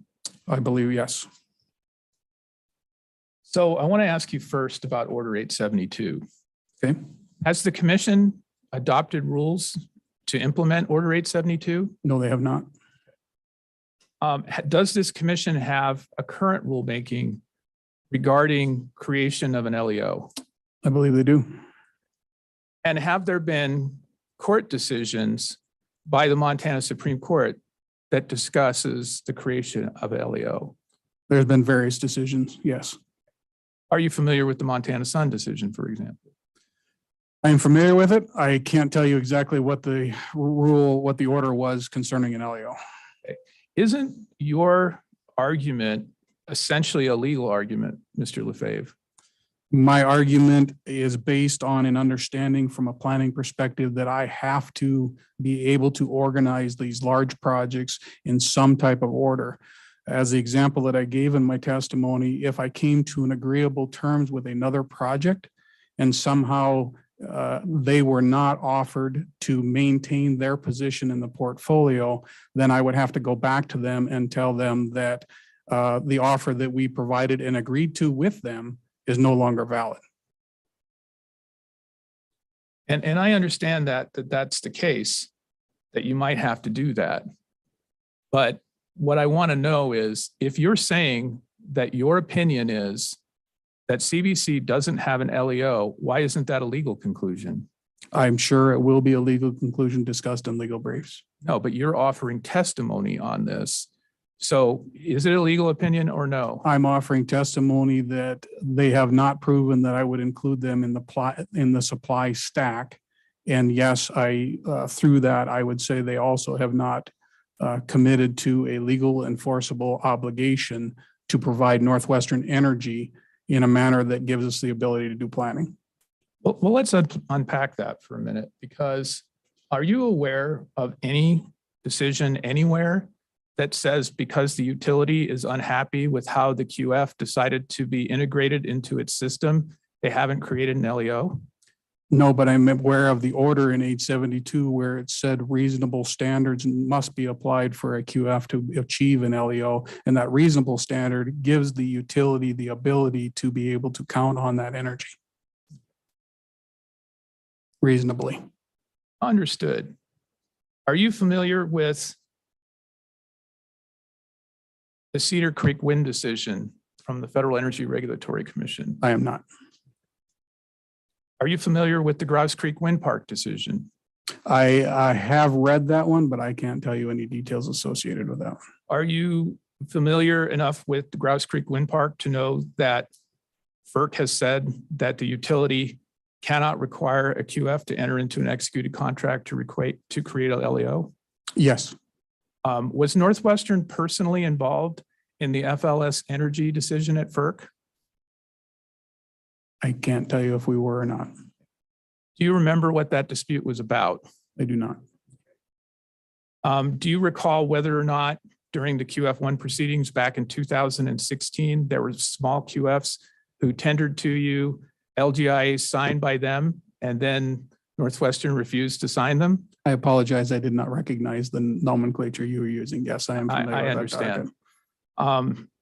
So in that case, didn't FERC say that requiring the utility to sign the LGIA put control of whether a QF created an LEO in the hands of the utility?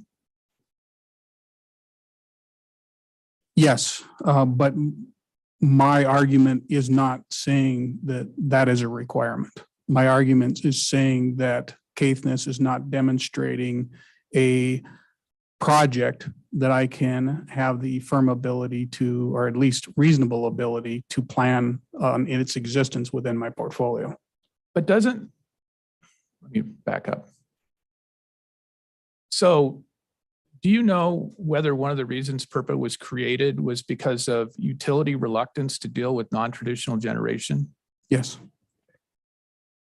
And so if this becomes the rule, anytime a utility says, we're not really comfortable with the way you integrate into our system, according to your opinion, that stops a LEO from being created.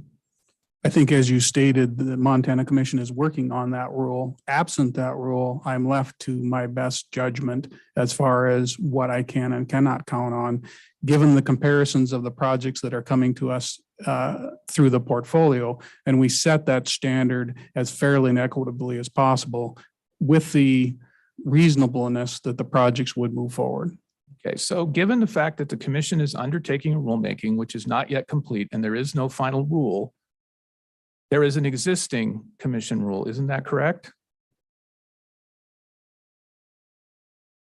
What would that be? Well, it's in commission's regulations. I don't want to testify, but Okay. so if you don't know, you can answer. Is there an LEO rule at present? There is an LEO rule at present that would identify that they have the appropriate permitting, and I'm paraphrasing because I don't know the rules identically, have the appropriate permitting, that they have applied for a LGIA, and there is reasonable financing available, and the intention or active negotiations moving the project forward. So given that, is any of that in any way mean that if the utility doesn't like the configuration of the QF's project under the current rule, they would not have an LEO? I don't think that's my argument, but I No, assume I not. understand. What I'm saying is, okay, we have a proposed rule 872. There's Okay. an ongoing rulemaking here in front of this commission. Correct. They have commenced a rulemaking on updating their LEO rule. They have a current LEO rule. And what I'm asking you, Does any of that have anything to do with whether a utility decides it doesn't like the configuration of a QF's project? That means there's no LEO. No, those, I wouldn't tie those together. Okay, well, I am tying together. I'm asking you, is there anything in there that gives the utility the power to say, we don't like the configuration of your project and therefore you do not have an LEO? I think that's a legal argument, but I would, just plainly, I would say no. All right. All right, let's see.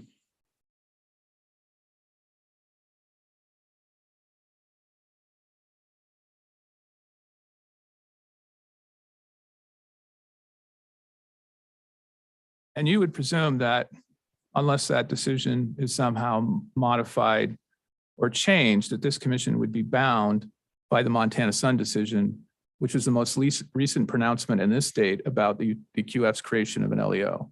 Objection calls for legal conclusion. You want to hear from me? Yes, I do.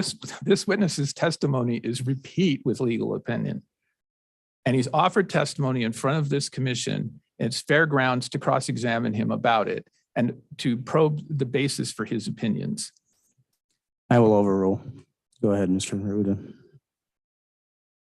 I have to. Can you read the question?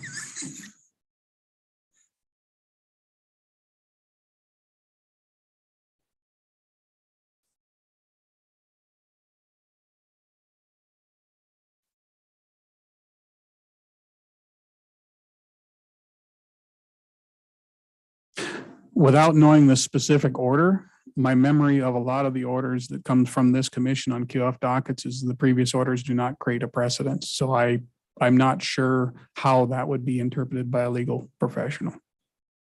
Okay, I'm not sure you answered my question exactly. Let me try another way. You do understand that this commission, it has to follow the orders of courts, correct? Correct. And the highest authority would be the Montana Supreme Court, correct? Correct. So you would presume then that whatever this commission would do, it would have to be in compliance with a Supreme Court order. For that specific project and that specific order at a minimum, yes. But whether or not that casts a shadow on other projects, I cannot tell you. So you don't. I'm not, from a legal perspective, I don't know how that transgresses to other parts. Okay. So you don't know whether or not if a legal pronouncement is made by the Supreme Court of Montana, whether or not administrative agencies of the state of Montana are obliged to generally follow that ruling. Objection asked and answered. I'm going to sustain that. I think the point's made, Mr. Ruda. Fair enough.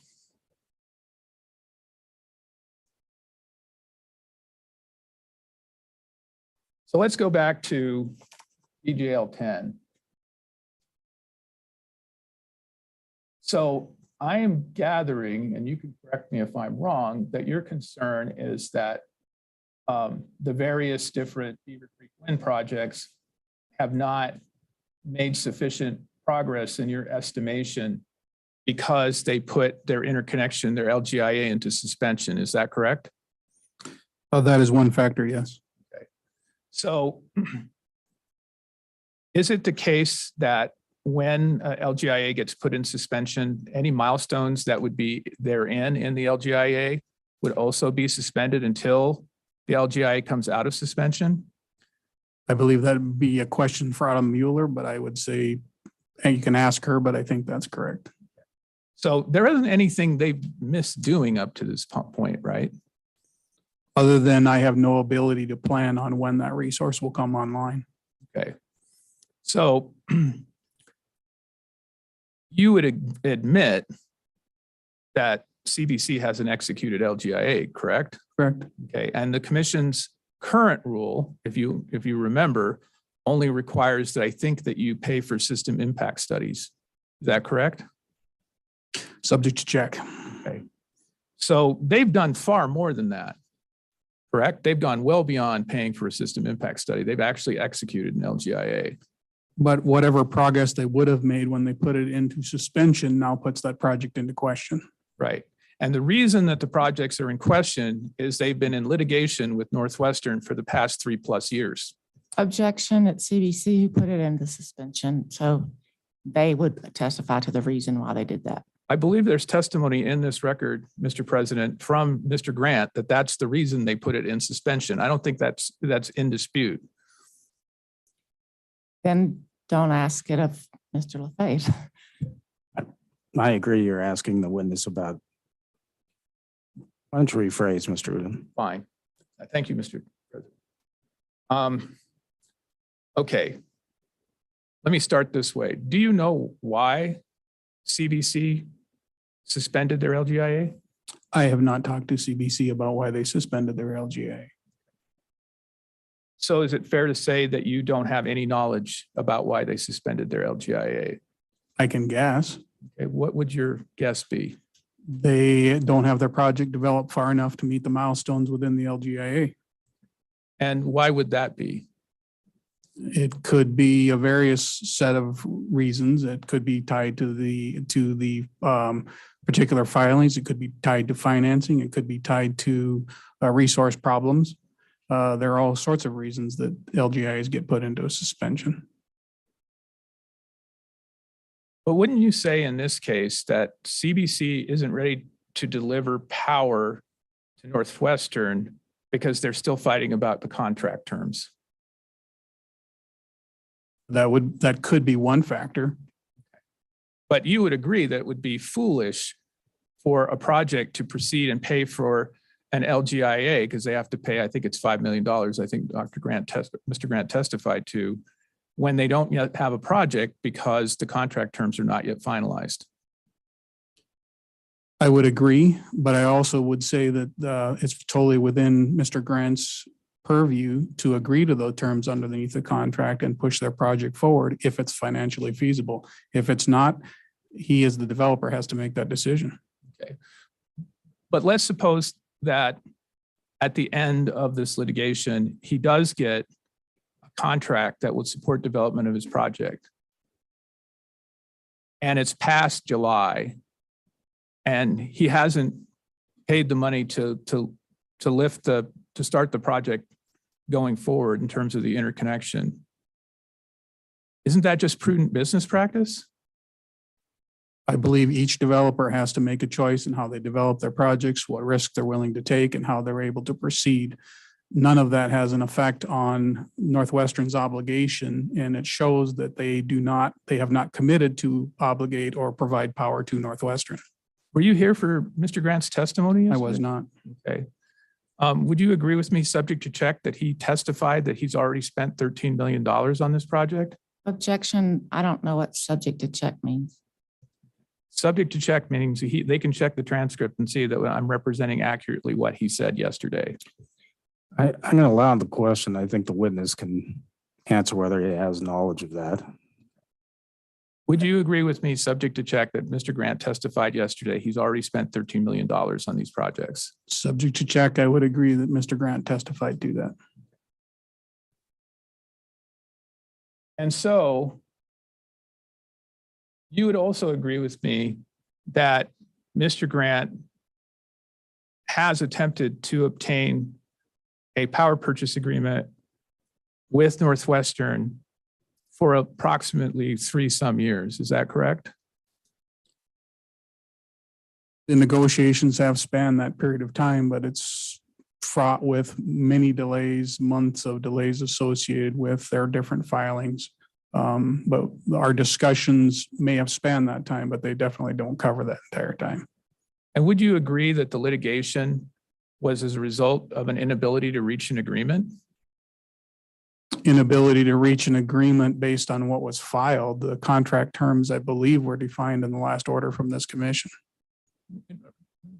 Right, but what I'm saying is, like, there was a point at which Northwestern and CBC recognized they weren't going to reach agreement, and then CBC ended up filing a petition before this commission, right?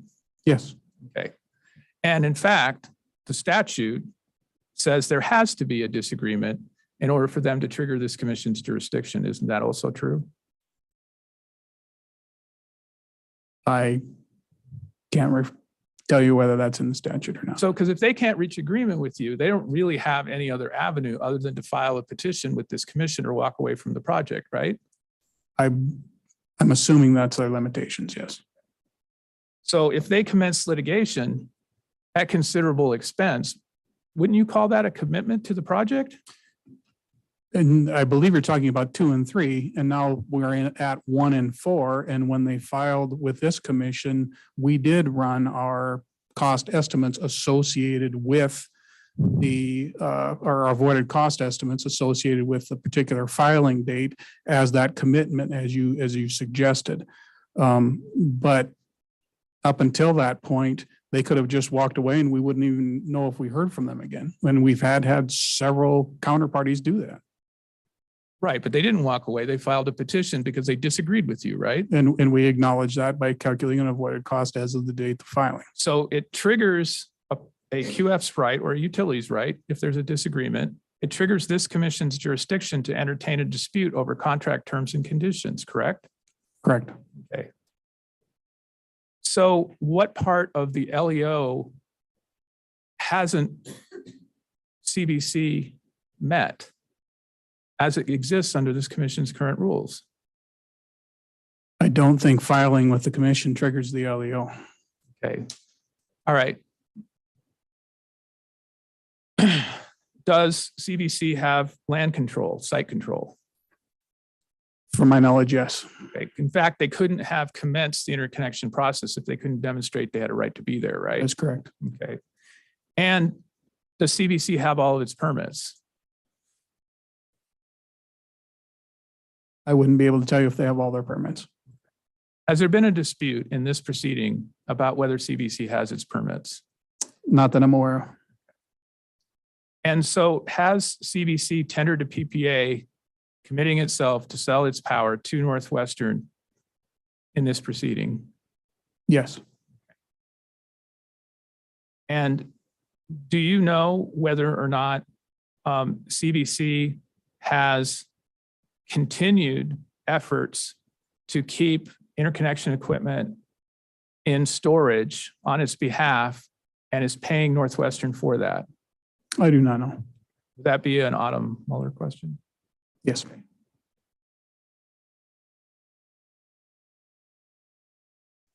And you are aware that with respect to CBC 2 and 3, there is a district court finding that CBC has an LEO, correct? Objection. Are we talking about CBC 1 and 4 or 2 and 3? No, I was very specific, CBC 2 and 3. I believe that's correct, subject to check. What are the material differences between CBC 1 and 4 and CBC 2 and 3?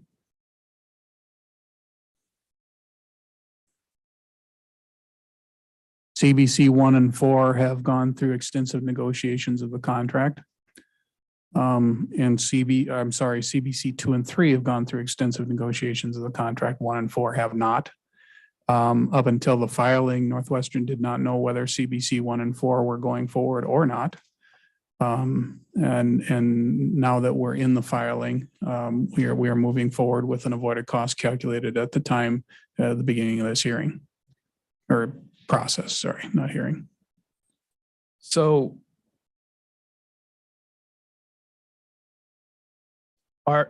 if Northwestern does have control of the battery, and I understand from your testimony today, and please correct me if I'm mischaracterizing it, subject to CBC's agreement, Northwestern were to operate the battery, would it operate the battery the same way that CBC proposes to operate it?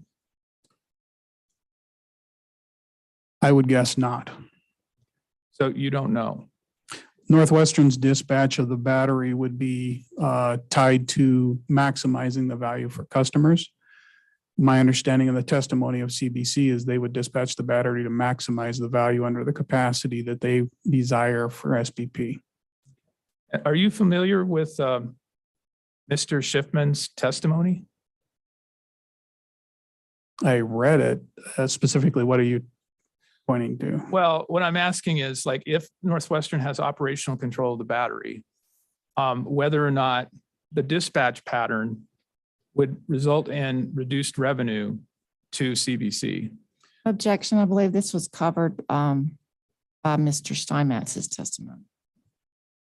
I'm going to overrule that. And if you can answer the question, answer the question. Could you repeat the question, please? Sure. I asked you if you were familiar with Mr. Schiffman's testimony that there's a difference in payments to the CBC project if Northwestern controls the battery as opposed to whether CBC controls the battery. Is that right? The avoided cost obviously is a fixed cost that's been identified in the contract. So the avoided cost itself would be different.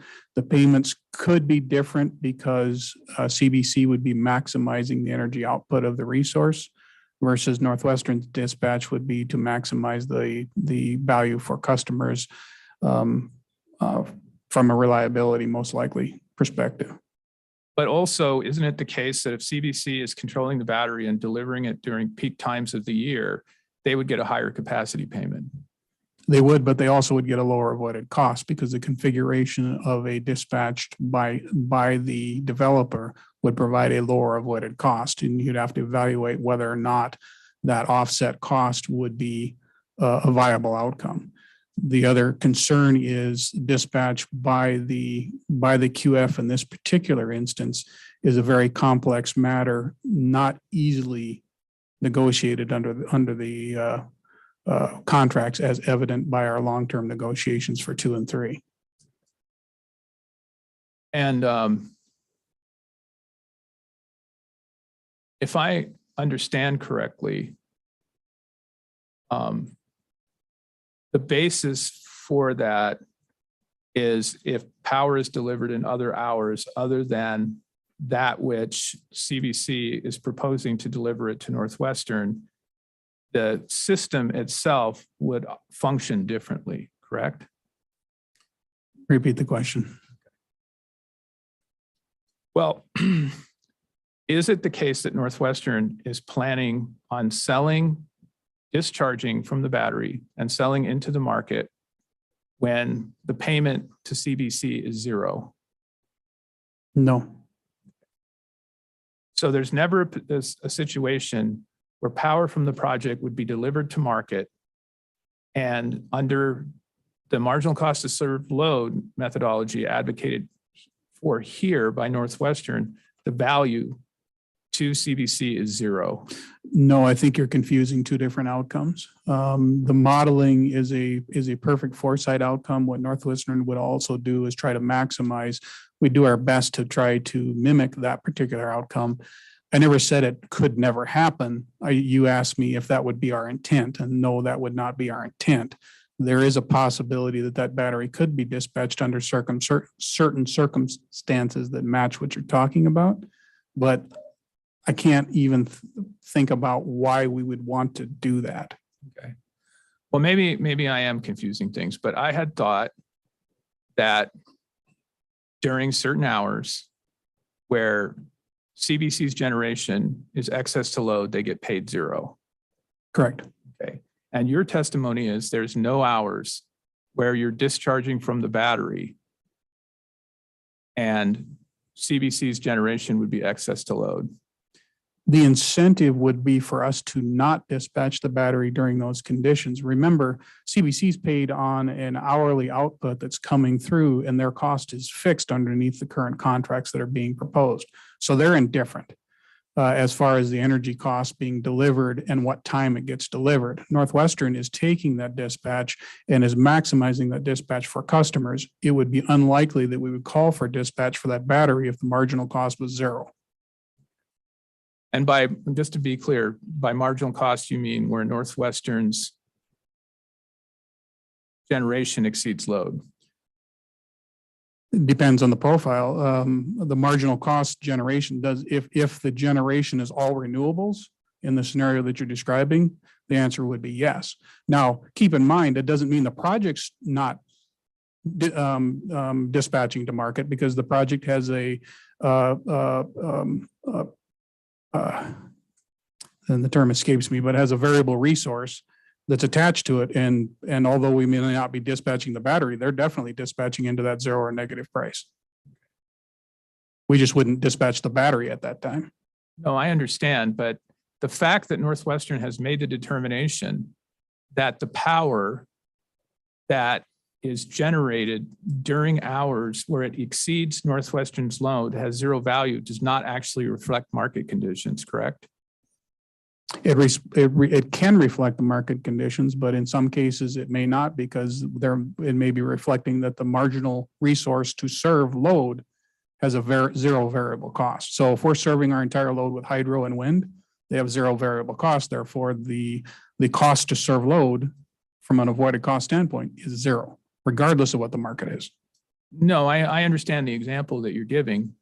What I'm asking you is a much simpler question.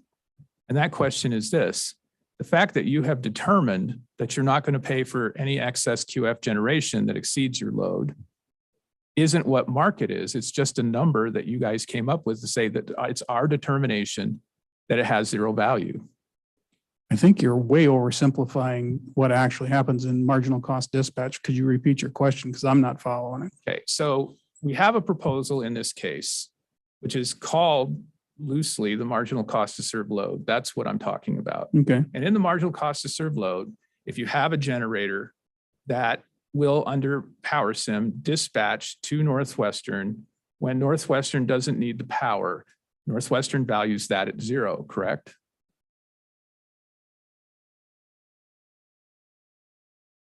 No. If I have a natural gas unit or a coal unit at that time being dispatched, even though I'm covering my entire load, there is a variable cost to serve that would be included in the avoided cost calculation. That's how the marginal cost to serve load calculation works. But I had, you're talking about condition 2, is that correct? Roughly, yes. They fairly align. You have condition 1, condition 2, condition 3. In condition 3, we're saying that all the resources to serve load are either at minimum output or they're of zero variable cost. So there's no avoided cost that can be attributed to that particular hour. And if a resource provides energy at that time, the energy provided at that time would have a value of zero. Okay. But that doesn't preclude Northwestern from selling that power into market, correct? Correct. Okay. And if that power has value, where does that value go? Customers. Okay. And I asked you about, this is a roundabout way of getting there, and I apologize for that. I asked you about Mr. Schiffman's testimony because he has calculated that credit. I would use the term subsidy, but we can argue about what it is. But he said it's 20 million for CBC 1 and 23.7 million for CBC 4. So that has significant value, right? I don't believe those numbers, but that would be a significant number, yes. Okay. And you don't believe those numbers because?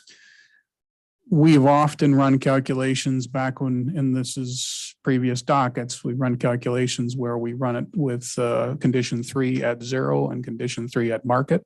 And that value has rarely exceeded $2 per megawatt hour in any project. Okay. Is there any evidence from Northwestern in this docket that would demonstrate that Mr. Schiffman's numbers are incorrect? I couldn't tell you. So one of the things that you talk about a lot, and Northwestern generally does, is this whole idea of ratepayer indifference, right? Correct. Okay. If the ratepayer is getting a $43 million benefit from taking QF power and selling it into the market, ratepayer is not really indifferent, are they? They'd be rooting for that outcome, wouldn't they?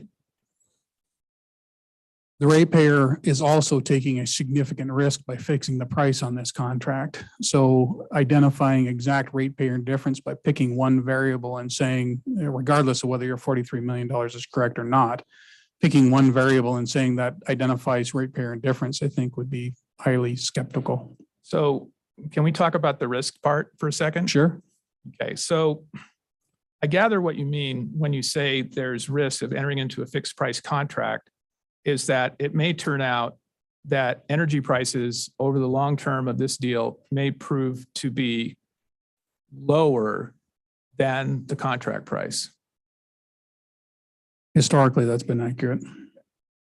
And it's also the case that you would agree that when a QF enters into a contract, that risk is also on them if it turns out that they build a project and market prices go up, correct? That's correct. And if a QF underperforms under its contract, doesn't meet the requirements of the contract that's entered into with Northwestern, Northwestern can terminate that contract, right? I'm sorry, say that again. I was thinking about your last question. Sorry. Your last question, when you made the comment that risk is on them, they've already agreed and signed a contract to get a return on a specific project. So I'm not sure what additional risk they incur other than they lost some opportunity. Right, opportunity cost is basically Yeah. what I'm saying. Okay. Okay, because they're locking themselves in too. Right. Okay. So now I forgot what I was going to ask you next.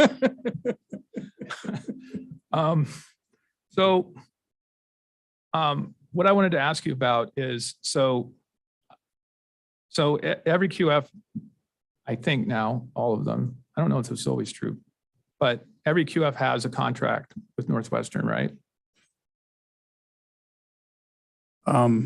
Every QF that Northwestern has, yes. On its system, sorry. Yeah, not everyone in the world. No, you're right. So in that contract, are there termination provisions should the QF fail to meet expectations? Yes. But they would have the right to reapply for QF status if that was an option to them. Sure. And are there penalties associated with non-performance in the agreement? There is.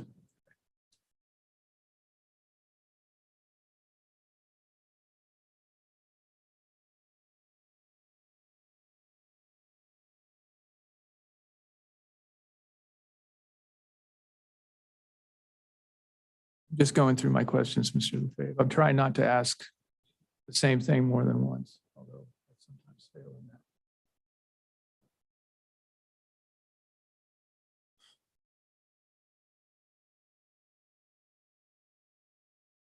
So we heard yesterday a question, I think it was from the commission, about marketing costs. Is there any incremental marketing costs associated with Northwestern marketing costs associated with off-system sales? Objection outside the scope of his testimony. Struda.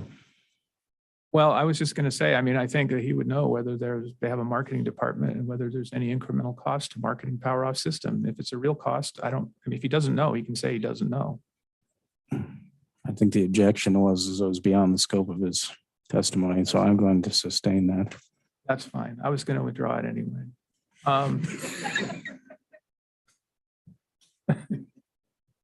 You can't fire me, I quit.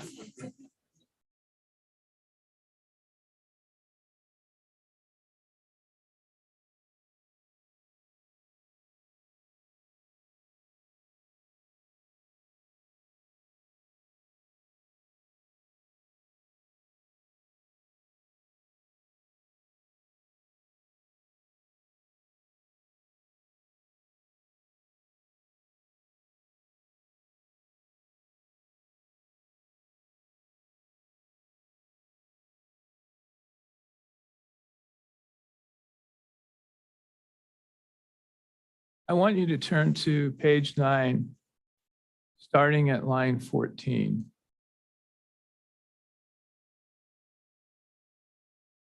And I'll just read to you what you said here.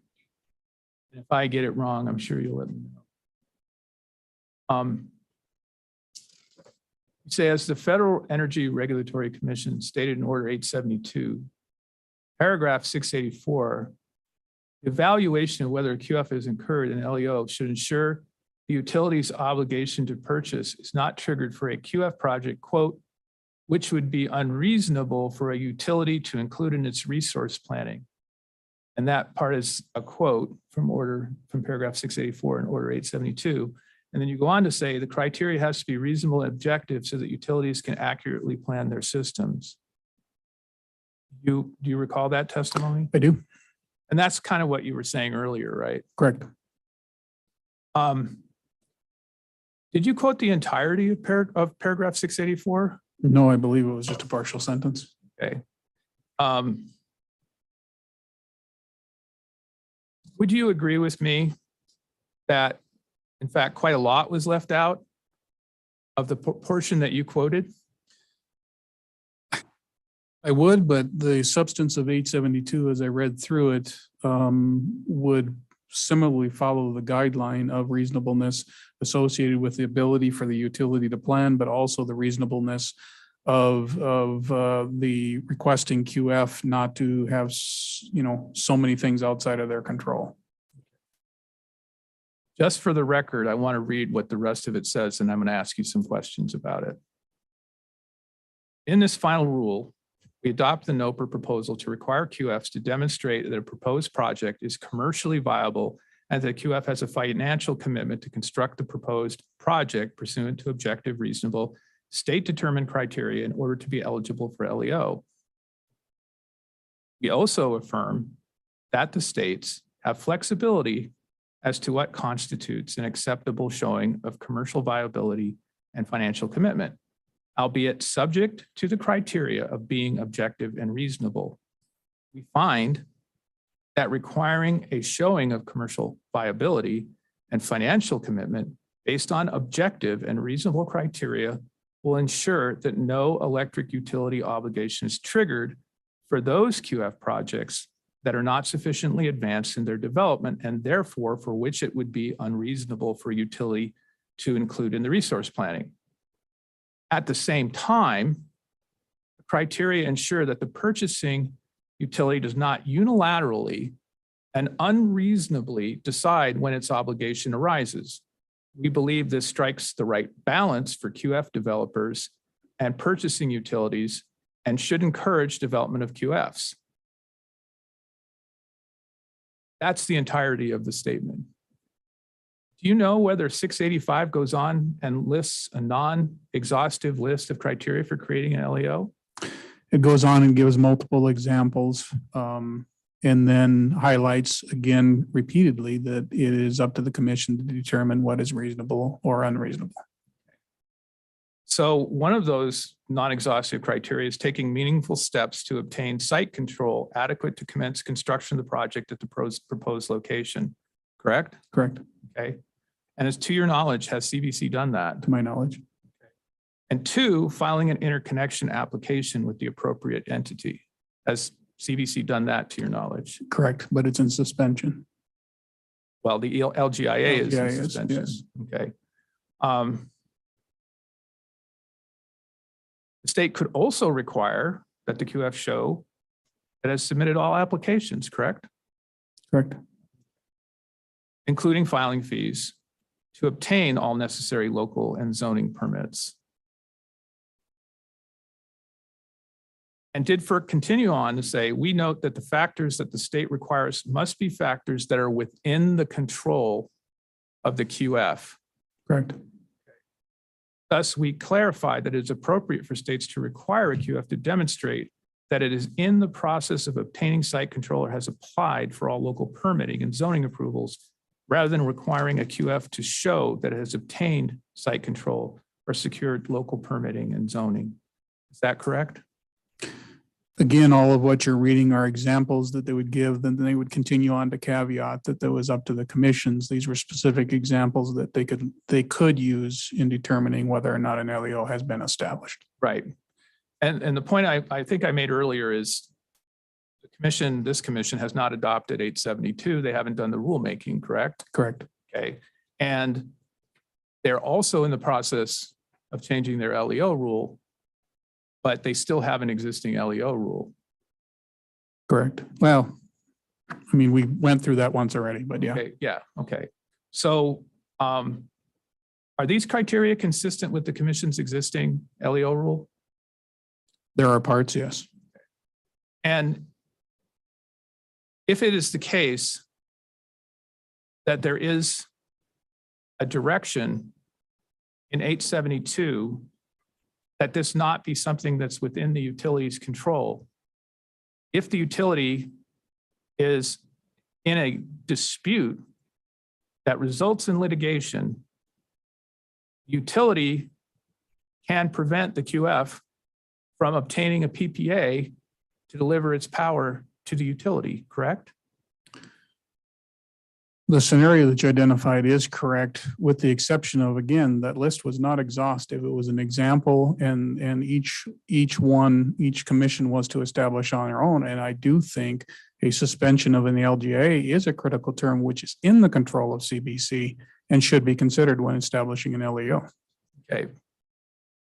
And I understand your position on that.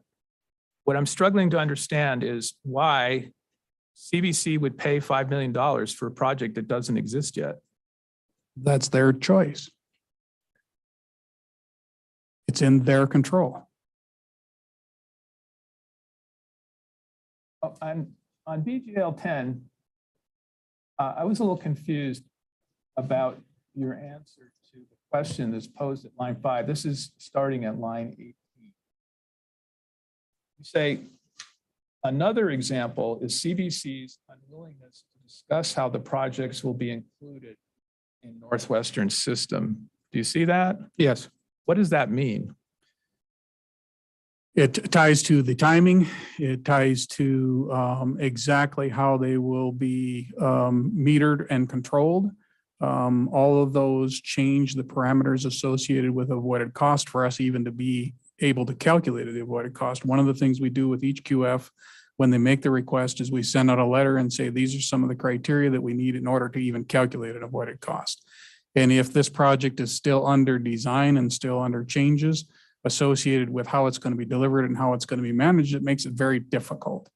And I know those conversations were being had throughout the fall last year, but I don't think any determination was made. And it's very difficult for us to see how the developer has created a legal enforceable obligation if it hasn't even determined how it's going to deliver its energy. Mr. Lefebvre, doesn't CBC have a proposal presently before this commission that includes a generation profile, how the project will be operated by CBC, how the battery will be dispatched, all that information? I think that is a contested issue in this case, yes. All right. So the fact that Northwestern didn't agree during those discussions is the reason you're saying they don't have an LEO. No. Okay. They were still working through the process of how they're developing their project and how it was going to interact with Northwestern system. I mean, they requested multiple alternative runs to an avoided cost. I believe this docket has a request of at least 3. And some of them had Northwestern dispatch and some of them did not. There has to be some type of determination made by the customer before we end up with a viable project that I can look forward to planning in my overall program. Would you say that that uncertainty cleared up the moment that CBC filed a petition with this commission? I mean, you know what they're saying now, right? I have a clear understanding of what they desire, although their desire leaves out a lot of details of which still need to be answered and would change the profile of the particular resource. Was any of this failure to discuss how the projects will be included in Northwestern system have to do with Northwestern's desire to operate the battery? Yes, that was an opportunity and an offer we made, along with providing the different avoided cost runs that we did provide for CBC. So if CBC had agreed with you, I mean Northwestern, that you got to control the battery, then there wouldn't have been a disagreement. No, there still would have been a docket filed because CBC was not agreeing with our avoided cost either.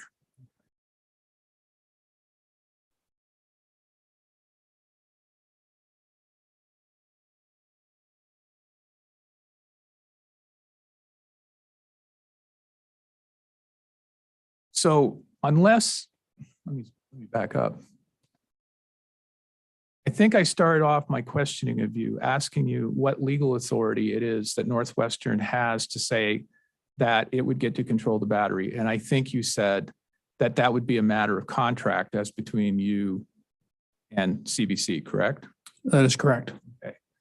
And so if it's the case that that wasn't a disagreement that had to do with whether or not the proposal itself was flawed, but whether CBC would enter into a contract, isn't that on your terms, isn't that you creating the dispute?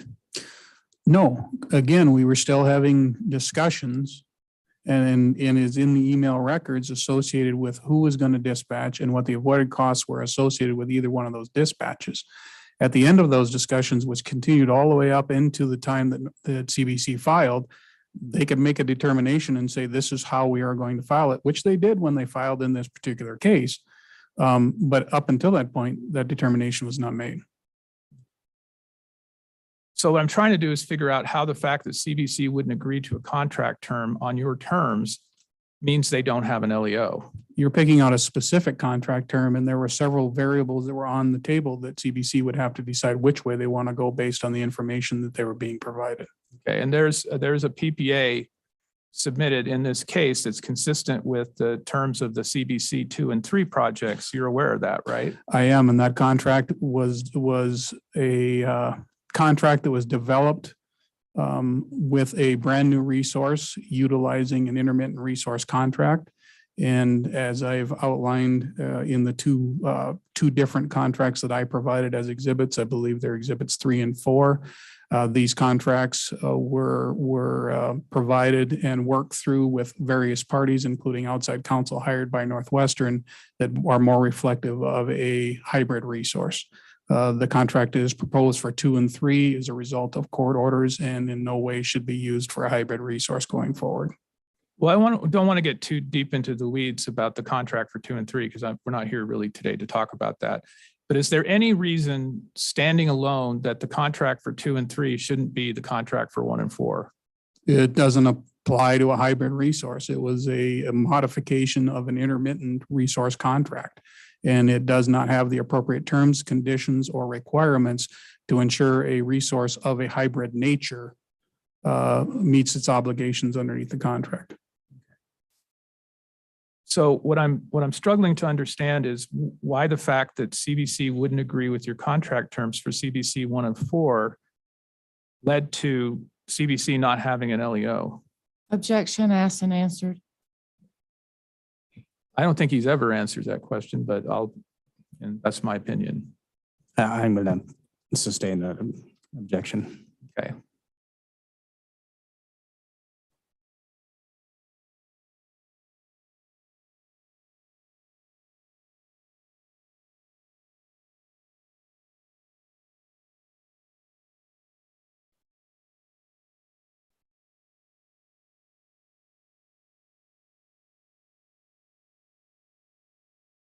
Okay, we're switching topics. I'm sure you're grateful for that. So this morning, Dr. Mock testified that Northwestern made the decision about what resources that Ascend should include in the resource stack for the Powersim runs. Do you recall that? I do.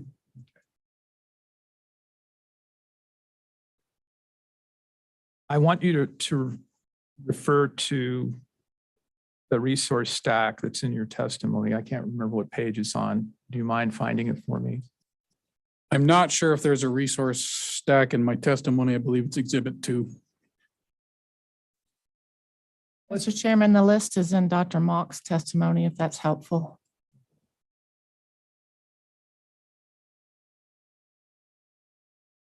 Mr. President, just a moment. I'm just going to look at it. Mr. Uda, how much longer do you expect your questioning of this witness to last?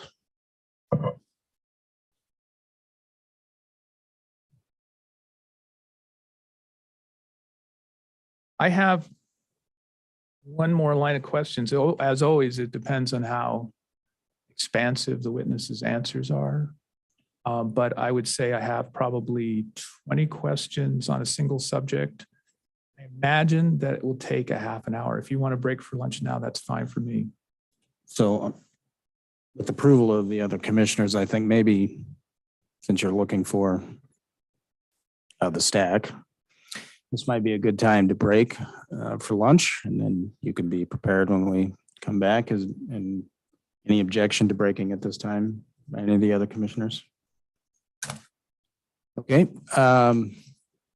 So what we'll do is we'll break for lunch. We'll come back in at 1 o'clock. At that time, we can resume your questioning. And the time is now 11:52 a.m. and we will go off the record. So back at 1 o'clock.